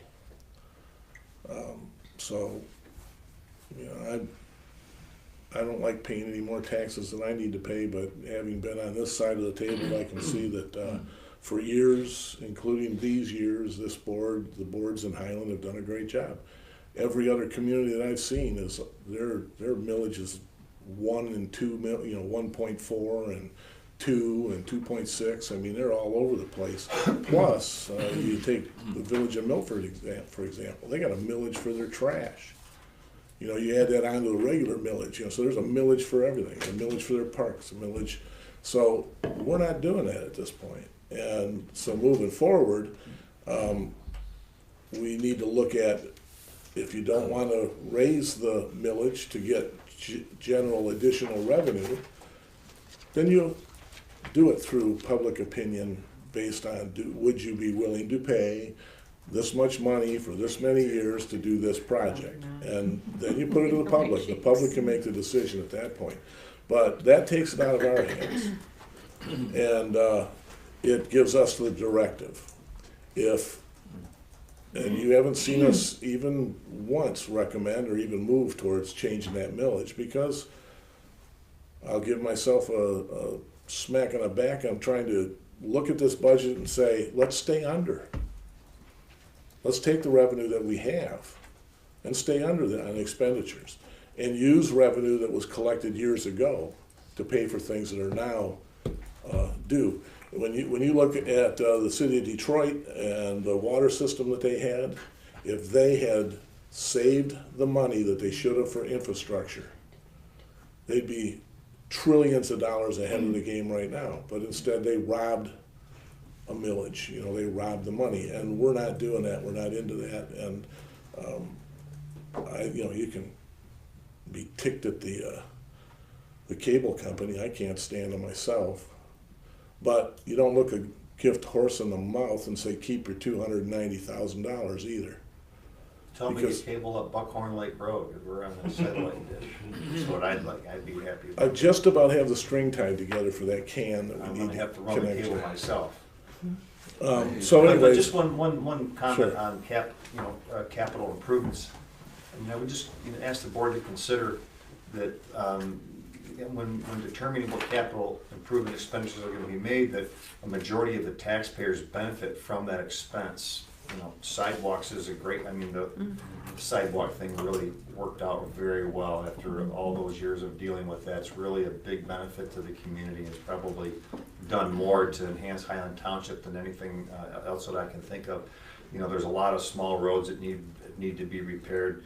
Sidewalk continuation is another thing to consider a target for any excess that you may have in capital improvement expenditures. well, to give you an idea that those are the ways we're looking, and I hope this comes to fruition, but next year, they're supposed to rip up M59. And the township board committed $100,000 towards finishing that pathway from Tipsico all the way to the library, fill in all the gaps, make everything complete so that path is there. And that was to receive a $374,000 grant from MDOT. We did a $150,000 commitment to the Safe Routes to Schools. We've got another 40 grand we're gonna have to cough up for a signal change at that Watkins Boulevard. Way overdue. What's become of the Safe Routes to Schools? Are there been any projects Oh, that yeah. they've Next, started? should be done next year. I think in 2018, they're gonna get that taken care of there, and the stuff we worked on in Spring Mills. Okay, So yeah. it's just, you know how it is. Nice, yeah. Molasses is slow, but it's Real coming. slow. The engineering was complete. There was a couple of issues that MDOT had with some curbing and things. They have some weird ideas about what they want or don't want. Yeah, Watkins is long overdue for. I worked with our engineers to redesign the Spring Mills thing, which I thought was kind of weird that they didn't see what the simple way to do it. But anyways, we've got that's being redrawn. There's some right-of-ways that we have to get, that we've working on getting signed. A couple of them that got missed that are gonna have to be permanent right-of-ways. So those are the things that take time, and we have to have them done by X date in like January, February, and then the process moves forward, and then they let bids out.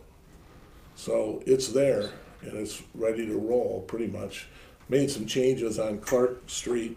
There was gonna be 2 sidewalk on either side, and what happened is there's this whole row of evergreens that is in the right-of-way and in a ditch, and it belongs to, a home that's there, and MDOT says they have to go.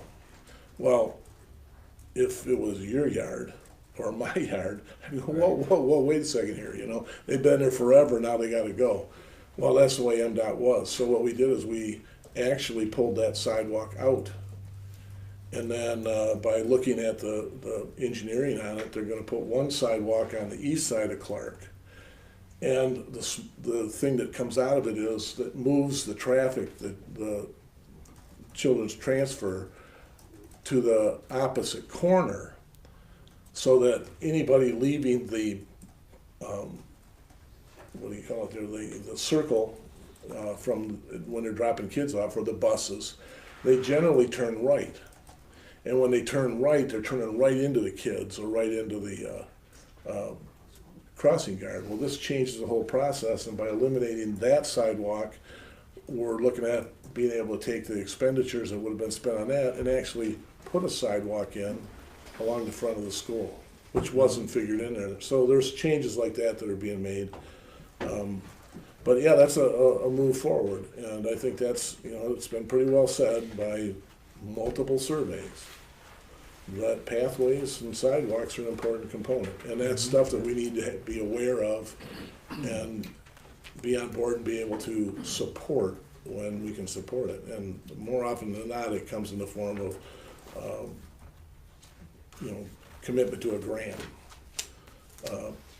So you can say, yeah, grants cost money, but in reality, the net gain from the grant, you would hope, would more than compensate for it. I mean, all this infrastructure has gotten incredibly expensive. I mean, it's just out of sight what's going on with it, so. But anyways, I'm done with but thanks again, you guys, for coming in. I appreciate your input. You don't look familiar. Who are you guys? Oh, yeah. So we need have some homework still. Address the Waymaster. Okay, the Waymaster thing. Matt, kick in here if I'm wrong or saying the wrong thing, but what the expectation is, Lieutenant Snyder had given me a couple of options on how we would address the Oakland County Sheriff's Department to request this dedicated Waymaster, and then we have to have an amendment to the contract. So the easiest way to do it is for the board to make the approval to reinstate one Oakland County, what's OSC? Oakland County Sheriff's Officer, patrol deputy as a dedicated Waymaster, and then with a request to wish to amend the, is it gonna be the 2017, 18, or 18? It's gonna be effective January 1st, 2018. Okay, we'll get the language correct in order to send that I out. do think at some point, probably the next board meeting, a resolution does have to be passed. What it'll do is it'll cycle through the Board of Commissioners at the county. Right. It'll go through their Public Services Committee, Finance Committee for a final, approval. But a resolution, they're gonna do a resolution. The township also will do a resolution, and they'll just draft like an amendment to the contract. Right. Which will come back for signatures. Right, so what this letter will do is it starts the process, and it indicates to Sheriff Bouchard that, yes, we want to do this. The next step is, yeah, they'll start drafting the amendment. and that'll give us the dollar language and the, whatever is required in there. And then at our November meeting, we'll know what we're gonna do from there, and probably be, at least be able to do a resolution probably at that point. I would, maybe not. Right. It might be December. I'll double check if a resolution needs to be passed. Okay, if we don't need one, then we're all set, but Right. I think the key is that this is an awesome idea, and there's a lot of people that have, I think similar things are gonna happen regardless, because a lot of people think that the Waymaster is gonna just make everything turn into something different. This 55 is 55, whatever the speed limit is there, and that's legal, so he'll slow the trucks down just from presence, and I think that makes a difference. And I think the Clyde Road thing has probably been one of the more open verbal issues, is some trucks that apparently should appear to be driving down Clyde Road that shouldn't be driving down there, so that'll be a way to kind of derail that. Yes, Mr. Yeah, Whitman? they're coming up Milford Road, and I don't think they're supposed to be coming up Yeah, Milford they Road are. and then going across Clyde, so. Yeah. Some of those gravel trucks, I thought they were supposed to be using Hickory Ridge pretty much. They Oh, I told him you didn't care. No, that is correct. They're not supposed to, but there are exceptions in that. Sure. One of the things that has been happening, if you recall, we put some money towards gravel. They've been hauling gravel for the county to different dirt roads, so they've have to use some of these roads. So that's where that is occurring from, but not all of them. And so we've gotten some names of some companies that don't work for the county. So this will be an added value, I'm sure, so. So I guess. Do we need a motion on that Need a then? motion. Okay, I guess I'll make the motion because I got the information here. I'd like to make the motion that Highland Township request that Sheriff Michael Bouchard, Oakland County Sheriff's Department, reinstate one Oakland County Sheriff's Officer Patrol Deputy as a dedicated waymaster for beginning in January 1st, 2018. Support. Okay, moved and supported? Mrs. Copper can have that one. I was gonna say it's all yours. Mrs. Cooper? Yes. Yes. Yes. Yes. Yes. Yes. Yes. Motion carries. All right. Next item, list of bills. I would move to approve the list of bills as presented. Support. Moved and supported. Vote, please. I vote yes. Yes. Yes. Yes. Yes. Yes. Yes. Motion I just have one carries. question on that. What is all the poly sand for? Holy sand. That was the repair for the tennis court. I thought you did that last year in the No, I did it this spring. and we're just paying the bill now? I don't know why it's that late. Okay. Weird. I thought they were for polywalks. Oh, well, that's, that was billed, that was on account with the One Stop down here. Yeah. Maybe they just now got their billing together. I know there's like one. Because that was three- quite a while ago that I did that. I don't remember the Shouldn't that exact. be under the park maintenance instead of general government maintenance? Probably should. I don't know how it got applied that way. We'll talk to Amy, we can move that. Yeah, it makes sense. All right, You got a public comment? public comment. Oh, Nothing from you guys. Oh, yeah, okay. We're not past, No. I just, we didn't mention the add-ons with the list of bills. There was one add-on check that Amy had emailed. Uh-oh. I would We move missed to that. I'll approve amend the my motion. add-ons. Support? Okay. You made the motion, we support. Judy I supported. support, I support. Joe Joe wants Joe supported it. supported, okay. Okay, Mr. Salvia? Yes. Yes. yes. Yes. Yes. Yes. Yes. Motion carries. All right, now public I got, comment. I got something. Yes.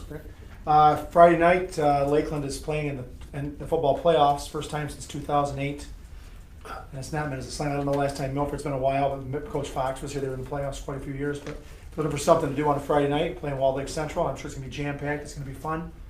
Over at Lakeland, it's the football playoffs. We have a good chance of winning.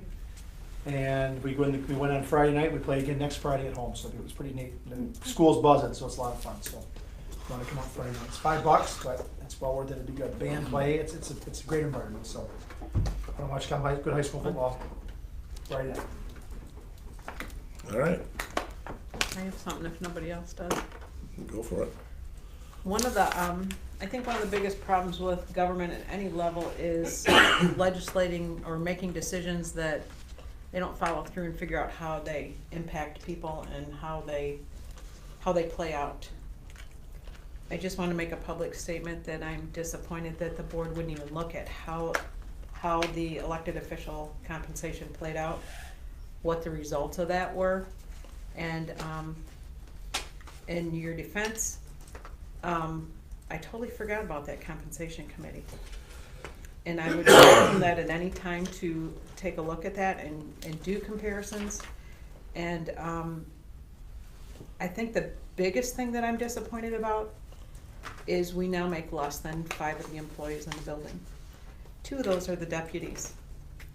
And how that ever ranks as fair, I don't know.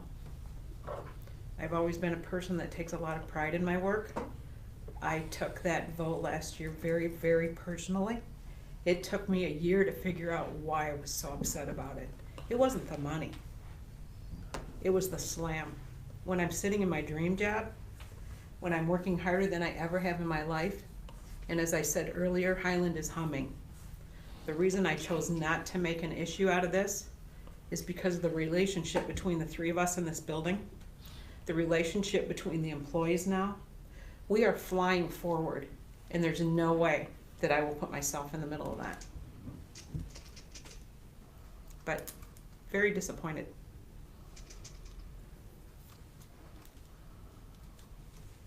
thank you for speaking your piece. I have to say, I would just like to make one comment to and thank the 3 people in the audience for sitting through this whole budget. Thank you for being here. Russ and Chuck must have short memories about budget workshop meetings. I don't know Probably how much fun they were. Come to. Yep, it is, it's an important thing, and it is the whole thing, actually. Everything is dependent on what's in that, what those numbers are and how we apply them, and once again, I appreciate that the 3 of you would show up, and, you know, I understand the concern that the 2 of our former trustees had with making changes, and I thank Judy for making her comment, because there are things that even though I made a decision to follow what decision was made, I agreed to approve it. After, once again, after a year of looking at it, you kind of go, wow.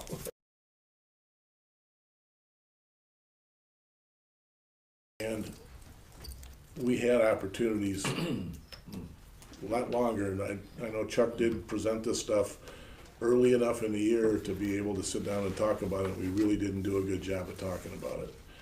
And I'm at fault as much as anybody is. If there's some inequities, I have to eat whatever it is I've got to eat. I still believe that this township is one of the best in the state, and I'm going to do everything I can to keep it moving forward. And moving forward doesn't mean burning up the bank. It just means doing things like, and Missy had a meeting today with a group. Main Street Oakland County Advisory Board.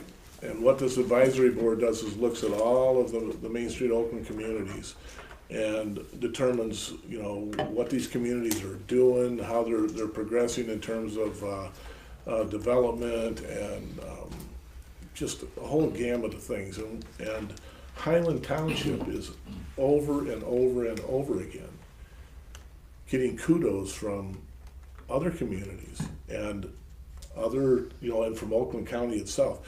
I think having a partner in Oakland County, in Oakland County government, and Al Brooks Patterson and their economic development group is an asset that you cannot deny. I mean, it is just truly an asset. And because of that, our original, you may have not heard this, Chuck or Russ, but our original allotment for the DDA was $5,000 from the county.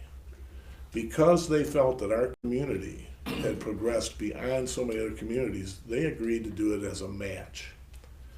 And that meant that they were going to pay whatever, half of whatever we came up with. So the original intent was the community roundtable was going to use the $15,000 because we had looked into the price of branding consultants, and that would have covered it for the general blanket of companies out there. And the county came up and they were able to find a consultant that is very highly thought of in across the country, and they made an agreement with him that actually reduced the cost to us as well. So by having those interactions with our county executives and with other communities that I get to have on a regular basis, when somebody says Highland, they all go, we know where that's at. And that's the thing we've been striving for. So it's well worth it for me to continue to try and promote that. Our board has been doing an awesome job in the past and this year. I mean, there's so many communities that are so dysfunctional, and dysfunctional to the degree that they can't even get people to run for office. We don't have any of that. I mean, Mary made a comment the other day at a previous meeting that we've had plenty of people run for office here. That does kind of make a statement. I don't think it means that everybody's dissatisfied. I think it's people want to be a part of what's going on. And it's an opportunity to be a part of that decision making. So not everybody wants to, slow us down and make it so nobody else moves in here. Russ, your comment about, and I know you weren't specifically stating it, but we all kind of feel, I wish nobody else had moved in so we could kind of keep it this way. But that's really a very selfish approach to things. What you want to do is you want to have the same type of people move here that are here today. And that's what Highland has. It's so unusual. We've got people with nearly nothing and people with more money than anybody could ever imagine. Yet we're all here for really the same reason. Because we all like what that essence, that energy, that burbling thing that's going on here. We all like it. And we all have a little different piece of it, you know. Chuck, Russ, you got some land, and I got a little bit of acreage, and Chuck lives right next door to the prior mayor of Clyde, and he loves his spot there. So everybody's got their piece of heaven here in Highland. So it's an awesome place. So If I can make just a comment suggestion to the board, to piggyback off of the things that are humming here in Highland. I hear it from other areas as well. I mean, I do too. You know, my wife sitting at the counter at the library every day, sees it and hears it. And so what my suggestion is for the board is to maybe make sometime during this term, maybe sooner than later, is to go back and revisit the strategic plan that was developed, what, 3 or 4 years ago, I think it was.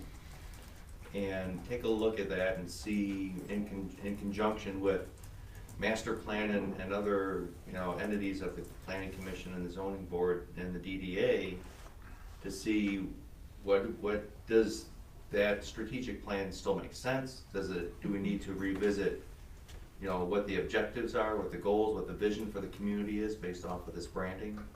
I think it's probably makes sense that we leverage that process now once we get the results of this branding back, because then, you know, does the community still want to start with Highland Station and grow out, or is it a different vision?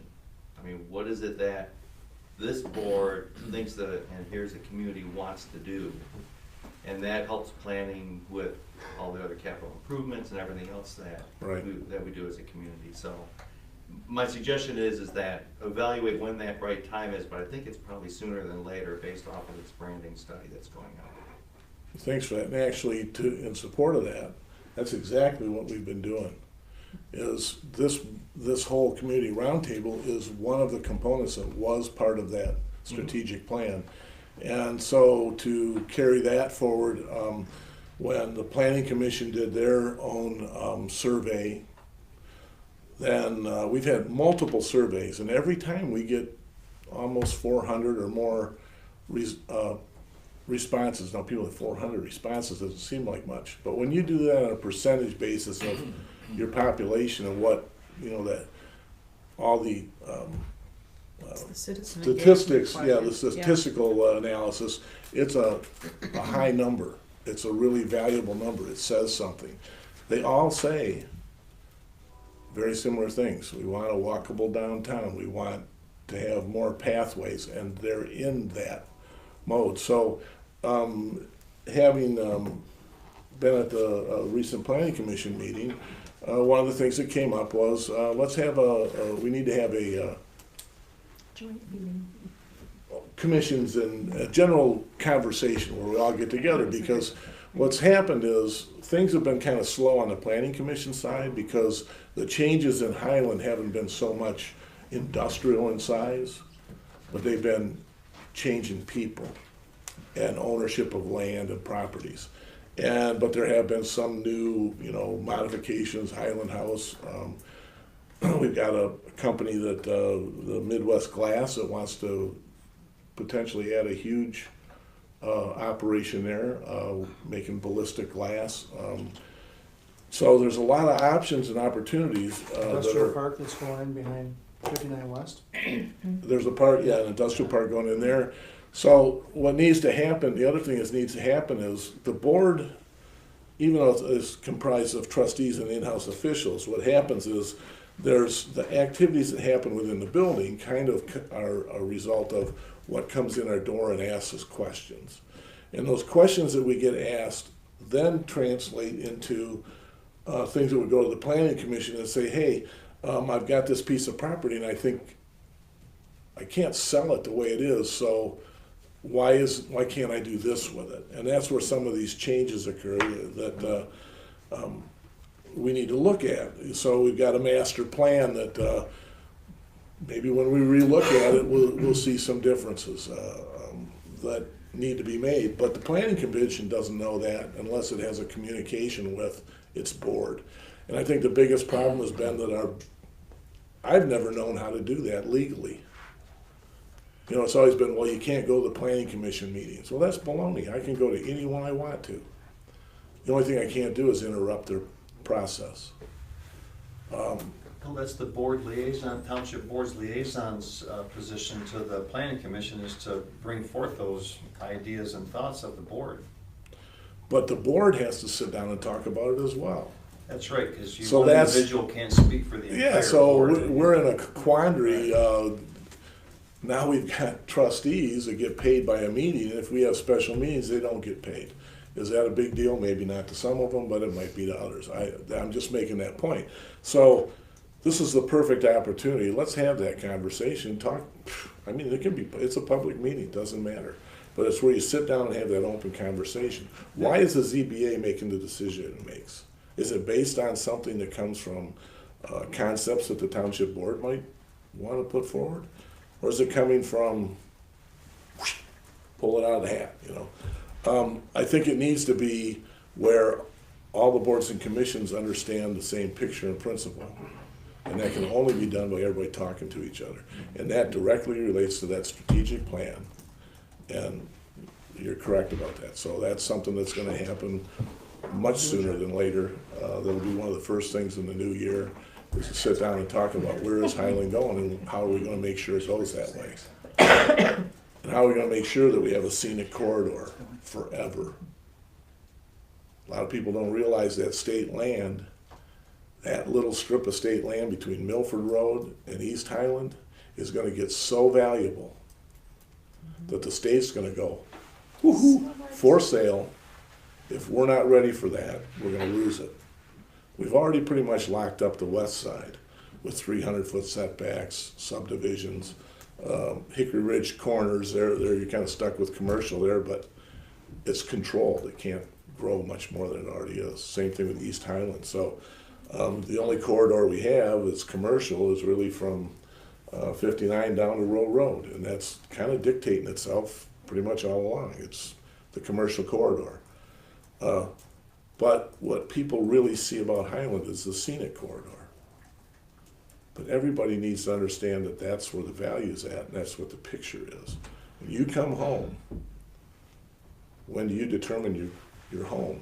And so many people say, when I hit that piece of state land, or The little red farmhouse across from Calisani's, you know. right, that kind of thing. So it's really what we need to capitalize on and continue to look at that, and how do you maintain it, but how do you make it very healthy too, so that you get the people like Milford who move in and maintain that town in a manner that it never was before.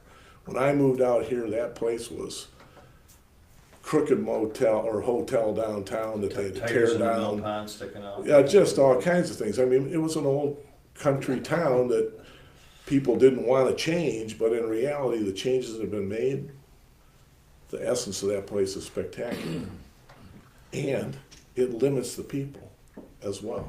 So you can get the traffic and the things that help build your community and would supply us with some additional sales tax, and that can come back and stop us from having to raise other taxes. So we'll get people from all over the world that can help support our community through that method. So that's what we need to do, and that's what we're going to do. So on that note, so Lynn doesn't fall asleep.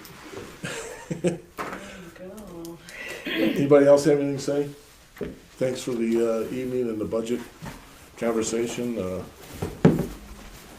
I think that the conversation with Mr. Raymond worked out much better than a lot of people could have thought. So we'll just see where it We'll goes. see about that. And on that note, Yeah, well, did we ever move to adjourn? Is that something? Move to adjourn. We don't need to. Support. I support. here, go ahead, you come in. Yeah, thanks, I will. Did you hear over here? I didn't know whose it was.